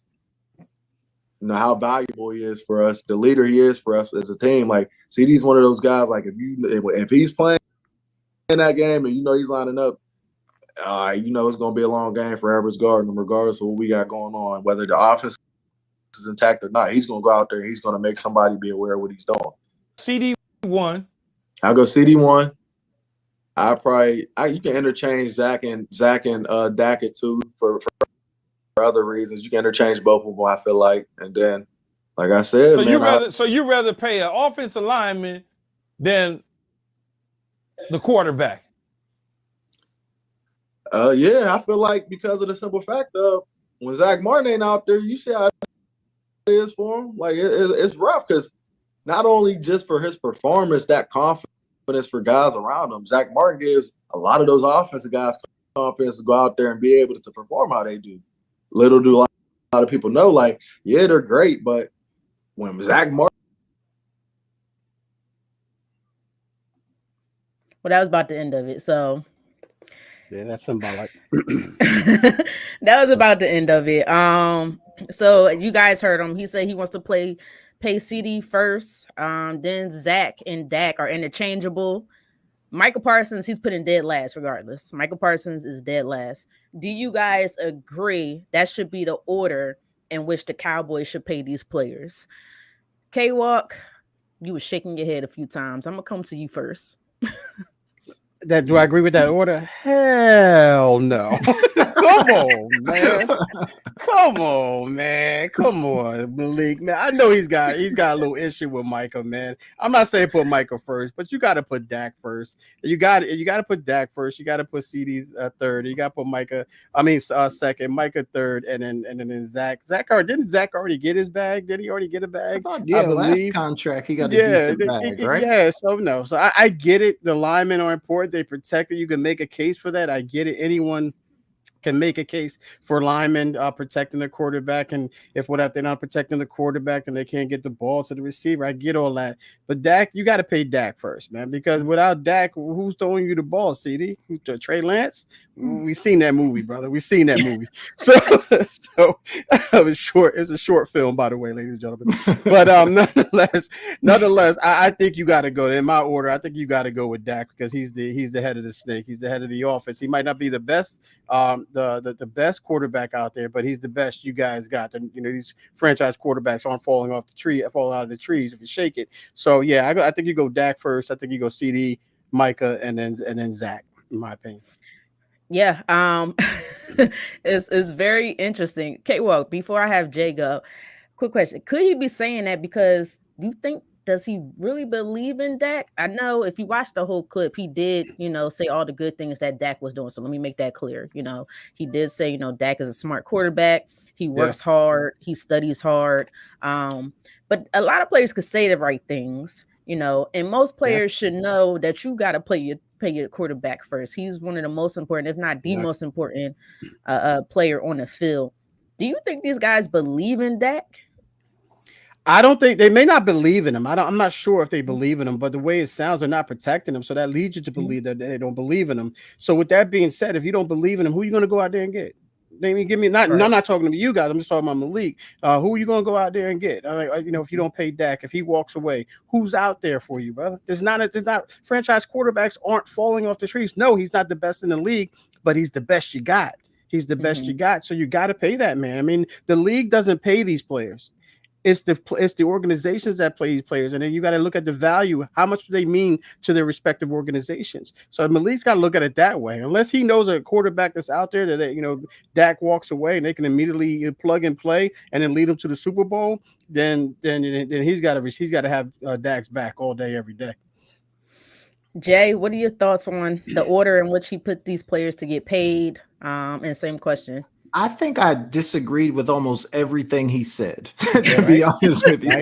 Like I'm with K-Walk. Like, how do you not pay the quarterback first, especially in the league that we're in right now? Look, I get it. Like maybe CD's his boy, or maybe they've developed a relationship over the years or whatever. So he's trying to stand up for his guy. But I think you got to pay Dak first, because to K-Walk's point, if you don't have a QB, who's throwing you the ball, CD, right? So, and fine, like, I would pay Micah second, just because I think you're not going to find another Micah Parsons. Probably, those guys ain't just in the draft every single year. So if you have a guy like that, I think you better figure out a way to keep him happy, because he's an absolute game wrecker. As good as CD is, and K-Walk, correct me if I'm wrong, man, I think CD is fantastic, but I also think it's easier to find a really, really, really good receiver nowadays. Like, I think there's a lot of them in the NFL, so I wouldn't prioritize CD over Micah. So for me, I'd pay Dak, then Micah, then CD, and then, yes, I mean, Zach Martin is fantastic. He's an outstanding offensive lineman, but in this group, he would be last for me. I agree. Before you go, Britt, I'm just going to, I'm going to change my answer a little bit. Jay, you did make a great point there, and I'm going to go with Micah second, because you got to have that guy who's a disruptor, and with Micah Parsons and that defense, and who's that? Quinn, is he? No, who's the defensive coordinator now? Dan. The guy that used to be with the Vikings. Yeah, he was. He used to be the wait, Vikings. did they get No, I thought Dan Quinn was somewhere else. Dan Quinn left, right? It's the you're right, but it is the Vikings guy. Okay. He used to be the former head coach, I think. Zimmerman. Yes. Zimmerman. Okay. Yeah. All right. So yeah, but and Zimmerman's a great. I mean, to my point, we try to stay away from that name. No, I'm just playing. No, Mike Zimmer. No, Mike Zimmer. Zimmer. Okay, I'm sorry. Yeah. So with that being said, I think Zimmer's going to put Micah Parsons, and Mike Parsons is a freak, because you can line him up anywhere. You can line him in the middle. You can line him on the edge. So yeah. So I agree. So I'm going to change my answer, my order just a little bit. I'm just going to flip flop CD and Micah there. So great point there, Jay. Yeah, you guys basically said it. Quarterback always comes first. It's hard to find a franchise quarterback, somewhat of a decent quarterback. There's no one else out there, so he has to come first. And then the biggest thing that teams are looking for are premier pass rushers, and that's what Michael Parsons is. I understand you could talk about his weakness. You could talk about how young he is. You could talk about he hasn't fully hasn't tapped into his full potential. But what he has shown is he's a top 5 pass rusher in the league right now. Yeah, for sure. So you got to pay him next. And then CD Lamb. But I agree with you guys. I think you could find another receiver somewhere. And then, of course, Zach Martin you could pay. But Dak Prescott has to come first. If they believe in him, if the team believes in him, and if his teammates believe in him as well. But I don't think there's anybody out there on the market. So they broke. Let's see what happens. So it sounds like to me they're going to be picking and choosing versus trying to pay all these guys.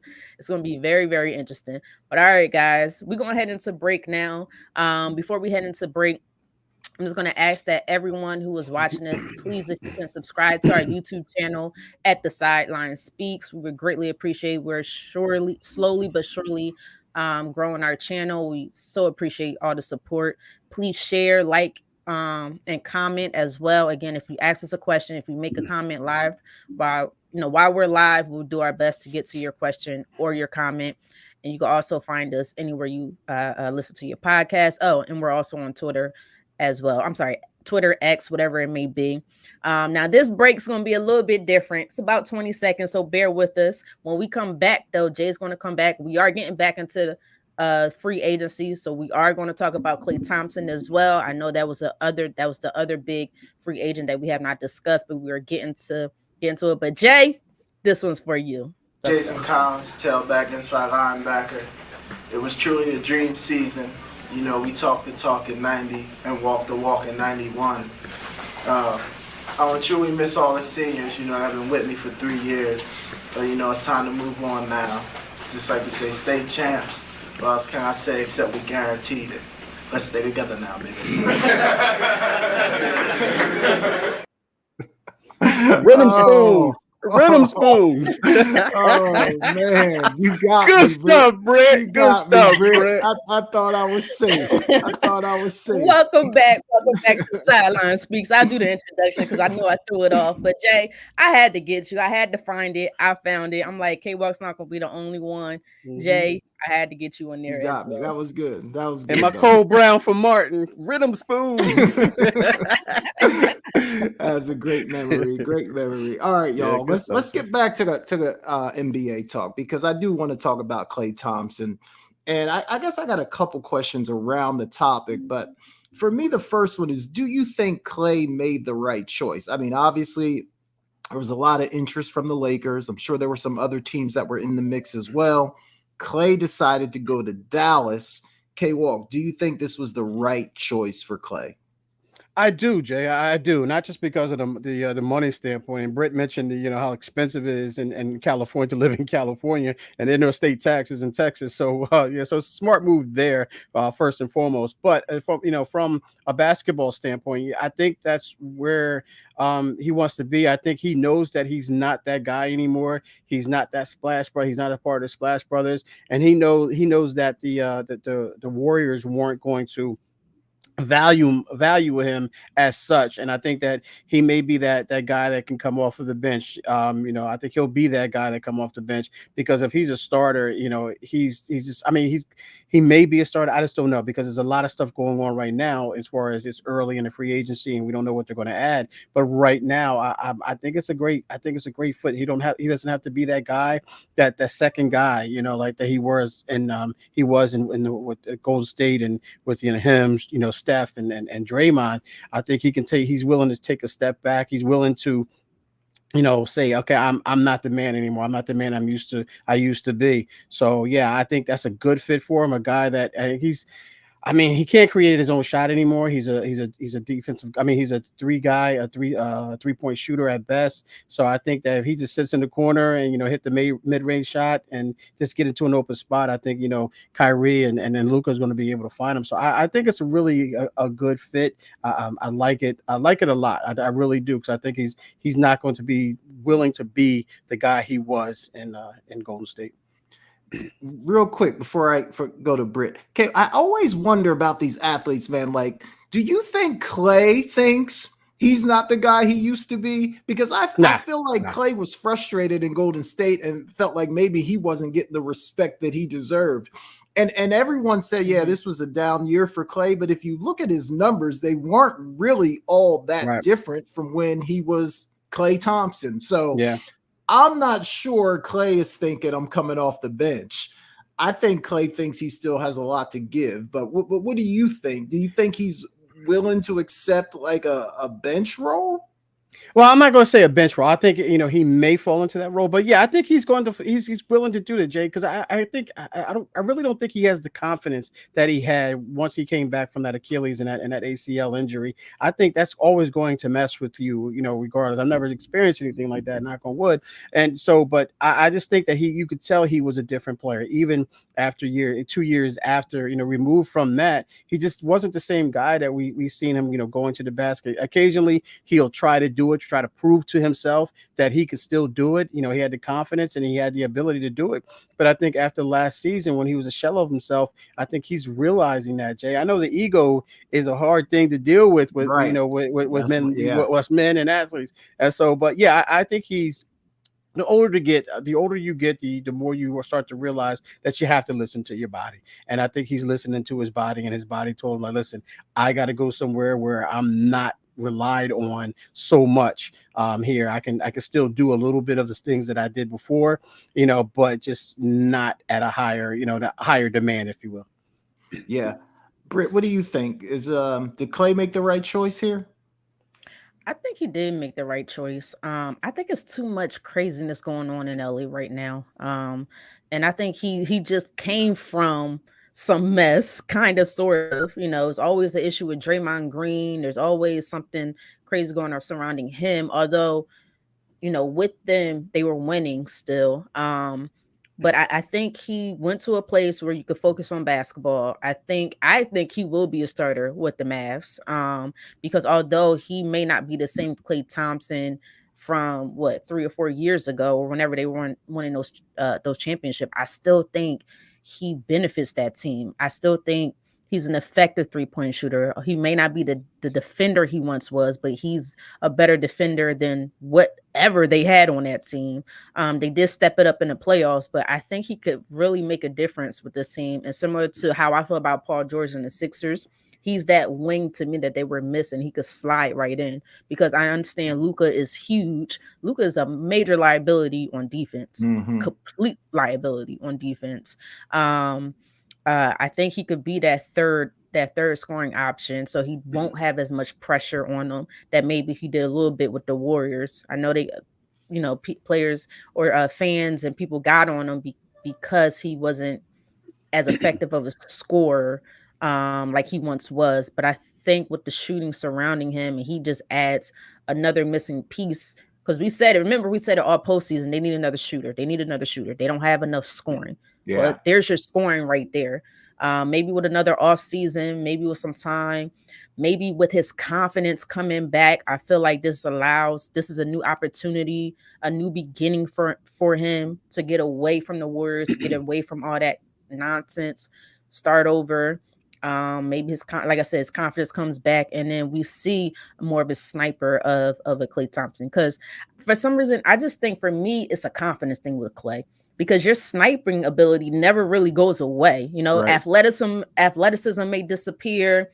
A lot of things may disappear, and we've seen players who were crazy athletic. Vince Carter, crazy athletic. He had to resort to becoming a 3-point shooter. Remember, he could never shoot a three. Right. He thought he was one of the worst 3-point shooters in the game at one point in time, but he had to develop that. So I don't think it went anywhere. I just think his confidence needs to come back. But I think he went to a fantastic spot, and that helps. That's going to help to elevate them to the next level. Yeah, and Jay, and real quick, Go to Britt's point, I think it's a confidence thing. I mean, we look at some of the some of the great athletes. Simone Biles at one point went through the yips, as they call them. Where she really couldn't. She if you don't know what that is, it's like she really couldn't find her way. There. And also Sha'Carri Richardson was another one who lost her confidence, and now look at her now. So when she gets that confidence back, and I think Klay Thompson is in a position still prime, and is prime in his career. He's young in his career, that he can get that. If he gets that confidence back, we can see what we've witnessed, not so much at the highest level, but something very similar to what we witnessed in Golden State. Yeah, I agree. And I guess for me, I think the biggest adjustment is going to be like style of play. Like you're leaving Golden State where it's a lot of ball movement, a lot of cutting, just actually running an offense, to going to Dallas where either Luka or Kyrie is going to have the ball the entire time.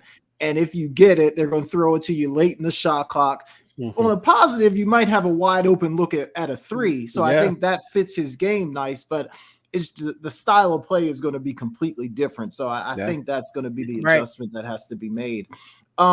It's always like that, a feel-good story of keeping a guy on the same team forever. Obviously, Klay is a major part of the runs that took place in Golden State. Britt, do you feel like Golden State did Klay wrong? Should they have done more to keep him, or do you think they did all they could?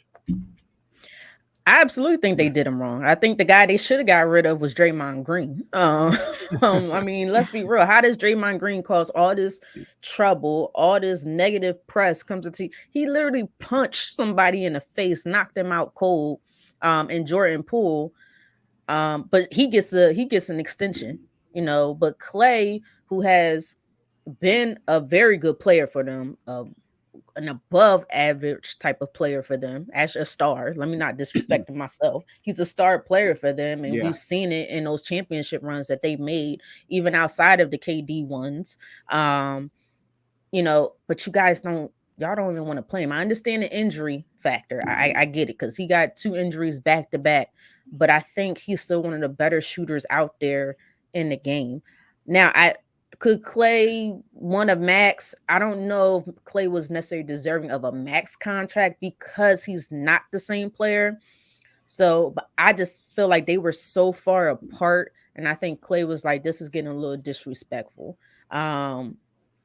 So I don't know, but I do think this is a big loss for the Warriors. I do. Me Yeah. personally, to me, you kept a declining Draymond Green, who's clearly not the same player whatsoever, and you let go of Klay Thompson. But that's just me. Yeah, and K Walk, when he unfollowed them on social media, you kind of felt like Blew that that, hair that right might off. have been the end of the relationship. But do you think the Warriors should have did more to keep him, K Walk, or is it just business at this point? Yeah, I don't know if it was so much the Warriors not wanting him. I think it was so much that Klay Thompson didn't want to be with the Warriors anymore because he did sign the contract and with the Mavs, and then it had ultimately had to become a sign and trade deal. So it's like they could have kept him. Obviously, they could have kept him, but I really think that Klay wanted to get out of there. And they say, listen, do what you got to do. What was it turned out to be? What, 2 second-round picks or what have you?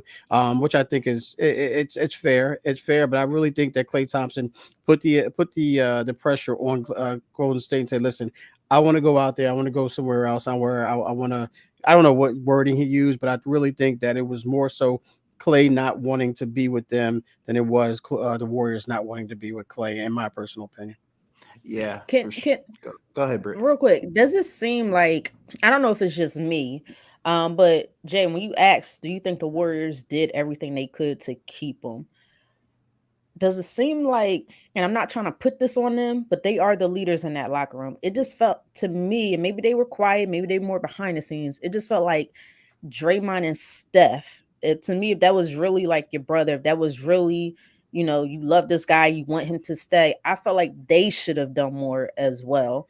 I know it's not necessarily on them to do it, but when you want somebody to stay, your leaders will come out and say, "No, Klay has to stay here. Do what you need to do for him to stay." So I don't know if Klay not only felt disrespected by the organization, I wonder if he felt disrespected by his so-called two brothers that were on that team. I know Steph Curry came out with that nice tweet later on, Right. but did you do anything in a moment to try to keep him there or to try to resolve the issue? Does that make sense? Yeah, no, it's a fair point for sure. Because I don't remember, and I could have certainly missed it, but I don't Mhm. remember Steph being super verbal or Draymond being super verbal in public about how much they wanted to keep Clay. Maybe they did, and I missed it, but I think that's a fair point. But I do think the Warriors did. I think I saw today that they did offer him like 2 years at like 48 million, something like a Mhm. more money than he actually ended up signing that 3-year deal in Mhm. Dallas. So I think at some point it kind of got to the point where Clay didn't want the Warriors, Yeah, whether or not yeah, they that's wanted real. him. Right. So I think that at some point that's probably where it landed. I'm Real quick, curious though. go I'm ahead, Britt. sorry. I'm curious. What is Draymond's extension? Because remember, he got that extension, and we thought they were Yeah, completely out of their minds because he's yeah, not playing up to it. So you tell me Clay couldn't get nothing near to what he got extended? yeah. I Come on. agree. No, I agree. I agree with you. Walk, you got any more thoughts on that before I Nah, move on? nah. Let's All move right. on. Come I'm on. done. Real quick, y'all. I got like it's about 7 or 8 names here, so don't spend too much time on each one. But now with free agency, teams changing, different rosters, I want to ask you if you think this person will win a championship before they're done, or in some cases, another championship before they're done. So we're just going to run through some names. You guys tell me if they'll win another championship and just like a quick little whatever your thoughts real quick about it. So let's start with LeBron James. Will he win another championship before he retires, K Walt? No. Do I have to give? Do I have to give? Give me a little something. No, I just think okay. You said don't spend too much time on it. I thought that was no, I don't, Jay. I just think that the way everything is going about, and we mentioned it. You bring in Bronny James again. No slight to him, but I just don't think he's a guy that you draft in the second round to get you over the hump. I do like Dalton Connect. I think he can be a big piece there. But we've seen Mhm. that no big time free agents came over there, and I think they needed a big time free agent right there, right now. To get them over the hump. You got LeBron James who's pushing 40. You got AD, who we call the Anthony Davis, because you never know where he's going to get hurt. So we just don't know. So no, I don't think he's going Mhm. to win another one. Yeah, I'm with you. I think by the time they're done doing all their development, LeBron will be too old. Yeah, So I don't yeah. think he'll win another one. But Britt, what do you say? Not as a Jay, player, you just maybe took exact. you right. Jay, you just took the words out of my mouth. We just heard the press conference and they spoke a lot on developing. So to me, no, that's a no. All right, Steph Curry, will he win another one, K-Walk? Ooh, I'm going to say no, because I think we just touched on Klay, and I think that's a guy that they really needed. But Klay needed to get away. I don't think they have enough right now to bring in, and they don't have enough to make any significant trades that's going to get them over that hump. And right now, Steph Curry's on the back nine of his career. So unless no, I don't see it happening. Yeah, I agree. He's getting older, and the West is just really competitive. Yeah. So I'm going to say he's done winning titles as well. Britt?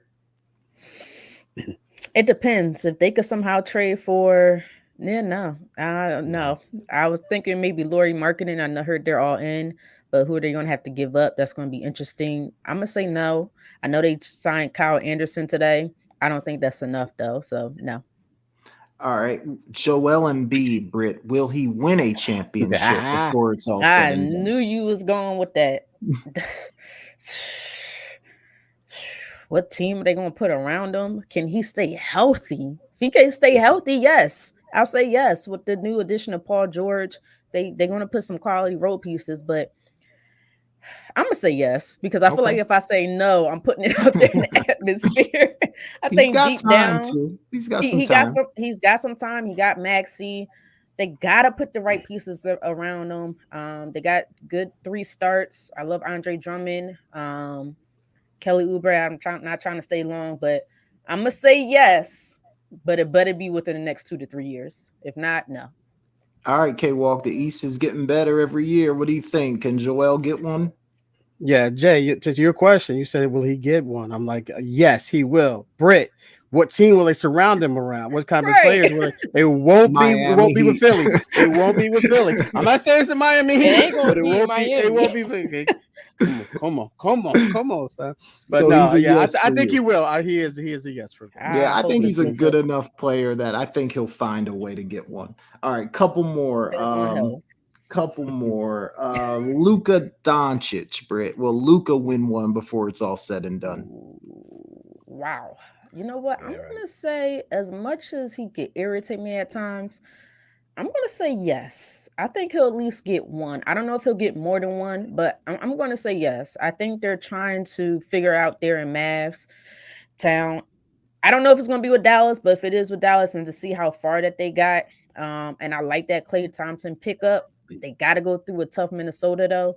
I'm going to say yes, because he still has time. He's only 25 years old. I'm going to say yes. Okay, well, where are you at on Luka? I'm going to say yes. I don't think it's going to be next season, but I think it'll be in the next 3 or 4 seasons. I think, guys are going to start to gravitate towards him because he's 24, 25 right now. So he's still young enough to have guys gravitate, but he has to make a deep run. Well, I don't know. The only deeper run you can make then is winning it next year, right? So I think he's going to start. Free agents are going to start to gravitate towards him. So I'll say yes, he'll win one. Yeah, I'll say because he's so young at 25, and he's gonna. I mean, his game is the kind of game where he can play that way for a long time. I'm gonna say yes to Luka. All right, 3 more. KD. I'm a no one. KD. I don't think he'll win another one. Britt, where are you at on KD? I think he's stuck in Phoenix. I'm a no. That was the wrong decision. No. Okay, Walt. I'm going to say no. I want KD to win one. If he brings his talents to South Beach, I want everyone, ladies and gentlemen. If you don't know, I'm a Miami Heat fan. But no, I don't see him winning another one. All right, the New York Knicks as an organization, will they win a championship in the next 3 years? K-Walk. The New York or which organization? The Rangers. The Rangers. Knicks. The Yankees. The next 3 years. Next 3 years, the New York Knicks. No, because I know I have some Knicks fans out there, and I'm going to get pummeled about this after the show, if not during the rest of the remaining of the show. I'm going to say no because I just think that the Knicks will always, well, not always, but be relevant in the next few years. But the Knicks, in my opinion, will always nick. They'll always not be able to get it done. I'm going to say no. I'm going to say they get to a final, but I don't think they're going to win because I'm just relying on the strength of the West. I think they could get there, but I don't think they're going to win. Britt? No. I'm going to say no. Look, they had a fantastic run, but if we really pay attention, Embiid was not himself. He was hurt. He didn't have enough around him. And then look what happened with Indiana. They got tossed out by Indiana of all teams. So if they would have got past Indiana, then maybe I would have said yes. They got to prove it to me more. I am not, Jay, you know me. I'm not oh, wow, they're doing great. They're going to do great in the future. No, I got to see a lot more than that. Yeah, I'm with you. All right, last one. I had to slip a football one in here. The Dallas Cowboys. No. Will they win a Super Bowl in the next 3 years, K-Walk? No. No. Just flat out no. No, because they don't even know who they're supposed to pay first, Jay. So no, they don't have any money to pay anybody. So no, Jay. Yeah, and you know the Cowboys, man. They be lucky if they can win 3 playoff games in the next 3 years. So no, Jay, no. Britt, and I'm not just I'm not. Go ahead, where my video? I know y'all seen where my video of the kid doing the math problem. Jalen, Jalen broke. The Cowboys are broke. No. That's funny. Heck no. I'm gonna say yeah. I'm gonna say in 3 years they will have one. Now I'm not saying they're going to get one this year. Okay, Walk. I do think your 49ers are the favorite, but I'm going to say sometime within the next 3 years, I'm going to say yeah, they're going to break that curse, and the Cowboys are going to get one. They got to get past the Packers. No. Let's save this tape, guys, because I'm gonna look like Nostradamus when it actually happens. So let's save this. Okay. You're gonna look like Miss Cleo. All right, let's move on, guys, because we only got 15 minutes, but I'm bringing the judgment seat back. The judgment seat is back. Ladies and gentlemen, if you don't know what the judgment seat is, I play the judge. I give K-Walk and Britt a topic. Each one of them has to present a side, and then I decide who presented their argument the best, and I reward a point to that person. I got 3 topics tonight, so we will have a winner. I'm starting off. I hope we didn't do this one before because sometimes I can't remember. But who is the better player? K-Walk, you're going to be representing Steph Curry. Brittany, you're going to be representing Allen Iverson. Who is the better player? Disclaimer, we did not know about these topics prior. Yeah, they do not get the topics ahead of time, so every argument they make is off the top of their head. Okay, Walk, let's kind of keep it to about a minute. To make your point, and then we'll come over to Britt. K-Walk, tell us why Steph Curry's a better player than Allen Iverson. Ladies and gentlemen, just to let you know, I'm the public defender here. I do not hire me if you have the money. If you need defense, Brittany has this locked down. But with Steph Curry, let's go with Steph Curry. Steph Curry is a proven champion. I mean, we've seen he's got multiple championships. We mentioned earlier, Brittany Jones herself, who's a diehard Allen Iverson fan, says he does not have any championships. He went to the 2001 championship. He had a heck of a run there, ladies and gentlemen, but he couldn't do it by himself. With Steph Curry, he has, again, multiple championships, not arguably, the greatest shooter of all time, best 3-point shooter of all time. He comes off with the way he dribbles, the way he comes off with picks. Allen Iverson had that crossover, but that's really the only thing that he really had, and the step over as well. And when you look at the way Steph dribbles and handles that ball and can come off of screens and make guys just miss and shoots it and with confidence, walks away without even looking at the ball going into the hole. Listen, ladies and gentlemen, this guy Steph Curry is the greatest shooter of all time. So you got to go with Steph Curry as the greatest out of these two of all time.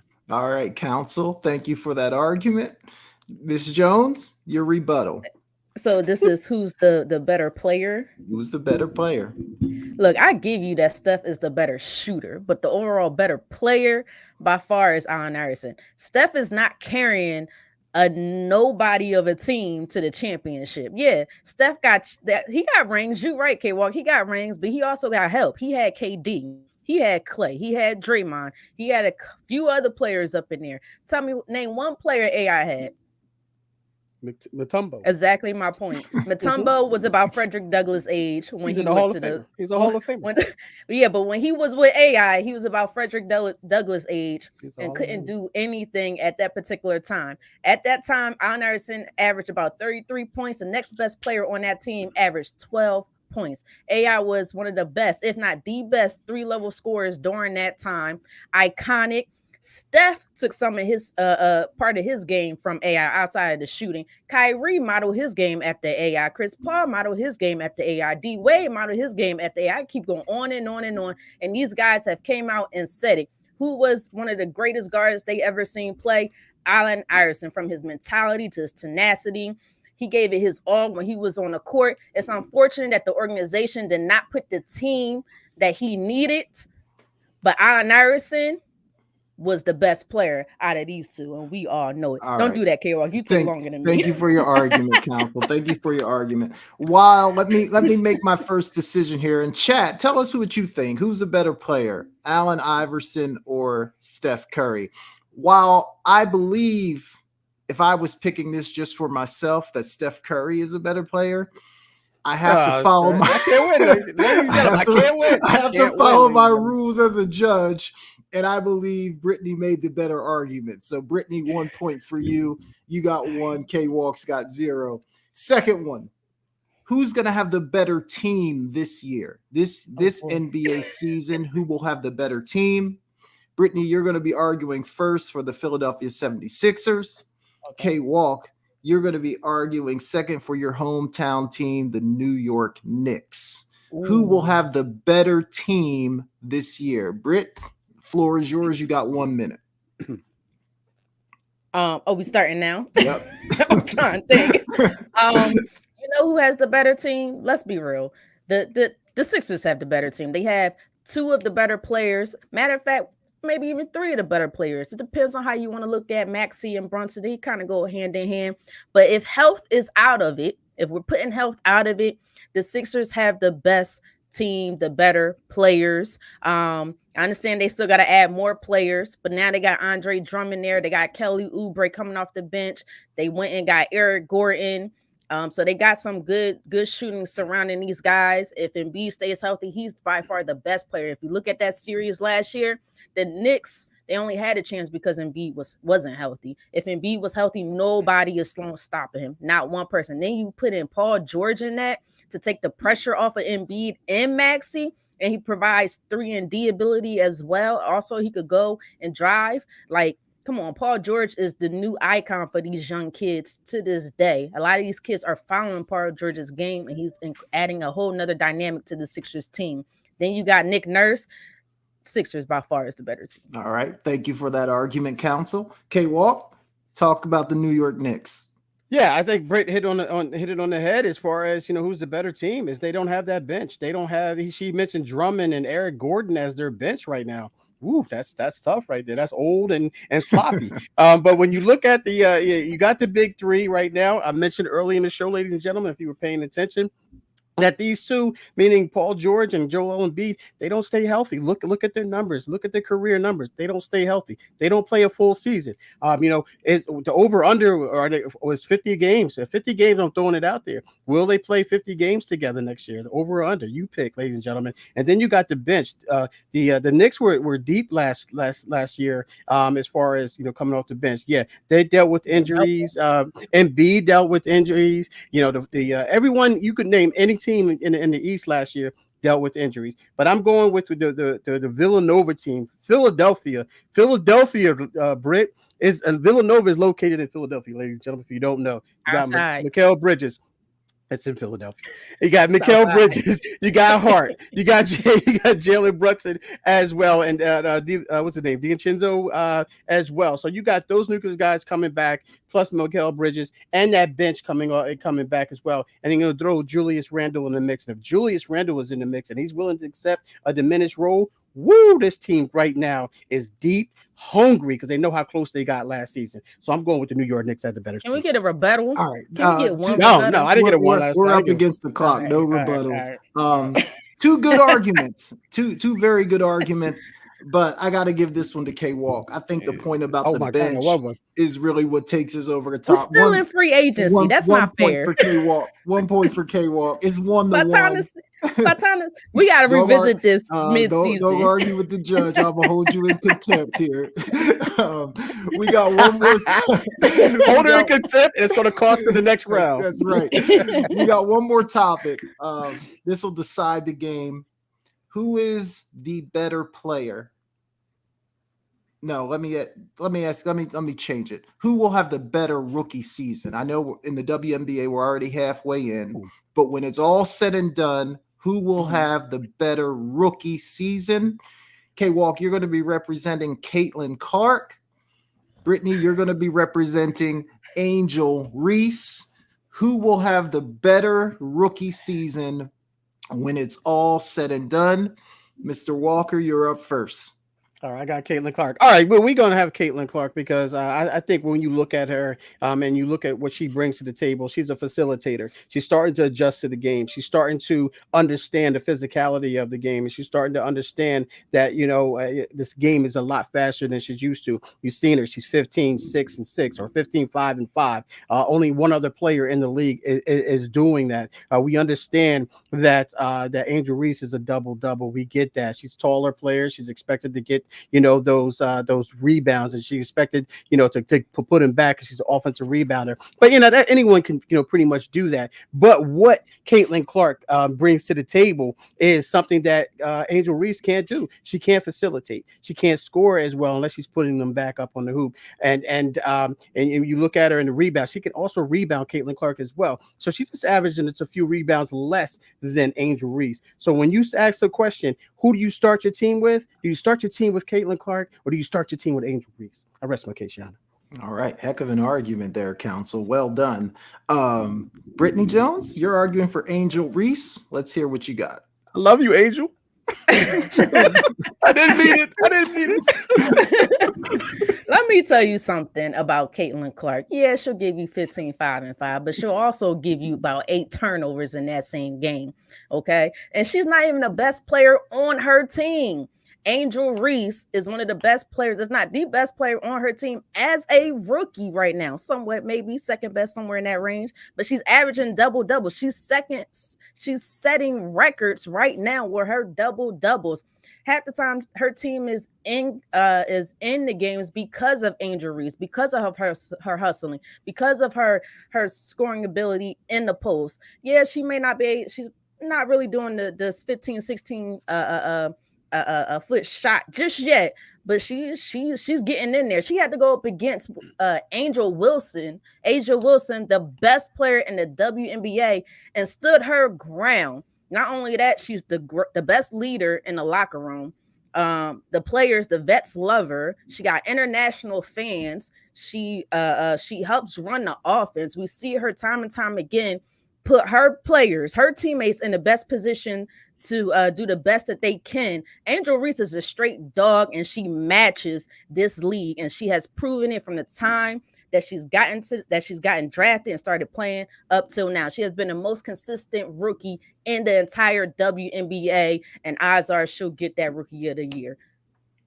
Whew.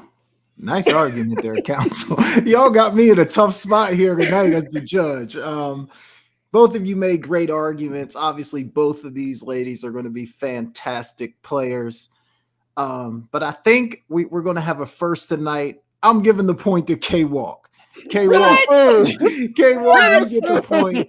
You get the 2-1 I appeal victory. this decision. The court is She's not the best player on her tonight. team. Get out of here. And Britt, I agree with you, but neither is Angel Reese. I don't think she's better than Kennedy Carter. I don't think she's better than Marina Mabry right now. So neither one of them are the best players on the team. Hold up. And I'm sitting there. I said, please, Britt, do KK. not mention that they won head-to-head. They won the head-to-head. She won that one. She Oh, went man, head-to-head stop it. with Asia Yeah, Wilson. whatever. You didn't see Yeah, the last game against Fever? Come You on. didn't mention that. You didn't I mention am be that. honest with you. You didn't mention that in your argument. You almost got me with that I had last to point you shorten it. made. I think I had to it was shorten it. about her leadership or something like Mhm. that.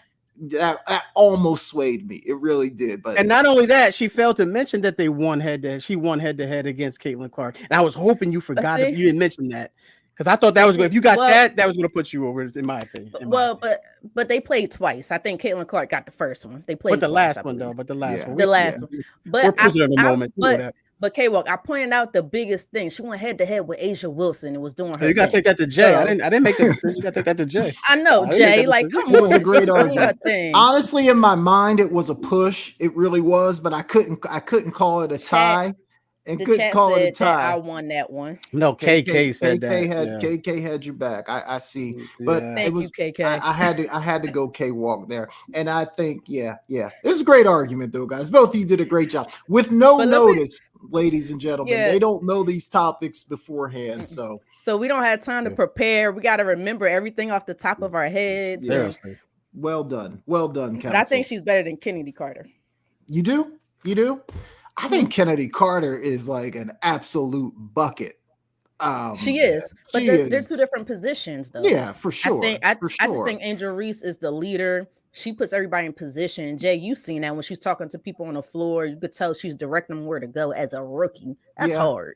Yeah, I'd like to see her maybe shoot a little higher percentage, especially because of the nature of the shots that she takes, all within 6 to 8 feet. I think she's shooting like 39% from the floor, which isn't terrible because some of the percentages in the W aren't as high as what we see in the NBA. But I think because of the nature of the shots that she takes, I just wish she would shoot a little higher clip. But she's great. I mean, she's exceeded all my expectations. Angel, they made me do it. They made me do it, Angel.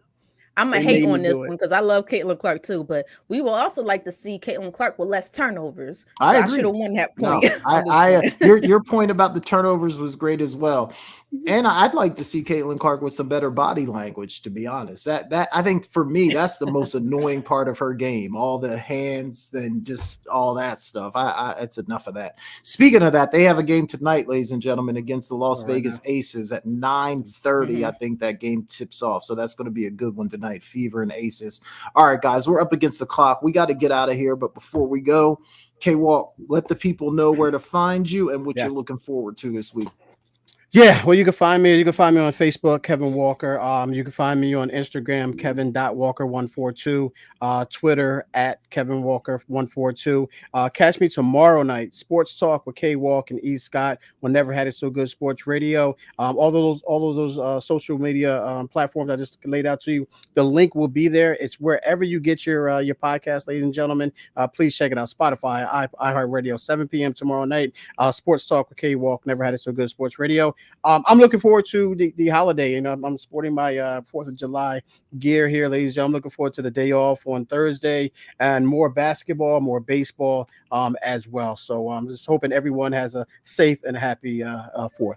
Good stuff, K-Walk. You guys can find me at Jason Talk Sports on Instagram, TikTok, at Jason Talk Sports, and Twitter, all the social media platforms at Jason Talk Sports.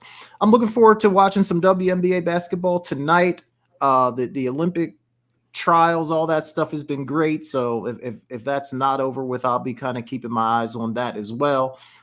So yeah, that's pretty much it for me right now, and paying attention to this NFL camps coming up, and also the NBA free agency. But Britt, what you got for us? You guys can find me on Instagram. What is the other one? X or Twitter at Brittany Monique. I'm also on TikTok. Don't use it as often, but mainly Instagram and Twitter. And I'm looking forward to basketball, of course, the rest of the NBA free agency. Football training camp is getting ready to start, so I'm really looking forward to this. The Olympics is soon fastly approaching. And I got to shout out Sydney McLaughlin. I can't think of her other last name, for breaking records. That's my girl. I think she's going to be surely take home the gold in the 100-meter, the 400-meter hurdles, Nola Lyles. So I'm so looking forward to that as well. And guys, I don't normally do this, but with everything that's going on, I know elections are in November. Please go out there and vote. Like, this is a dangerous situation that we are potentially approaching. Please use your voice. Please vote, because our civil rights are at stake. Our basic civil rights are at stake. If you don't know, please find some valid resources, do your homework, and understand what's going on, because that is very important. All right, Had good to put that stuff. out there. Good stuff there, Britt. Ladies and gentlemen, we appreciate you guys sticking around for the whole show. We'll Thanks, be guys. back here next Tuesday live at 7 p.m. with more great stuff to talk about. So for Brittany Jones and Kevin Walker, I'm Jason Collins. We'll see you guys next week.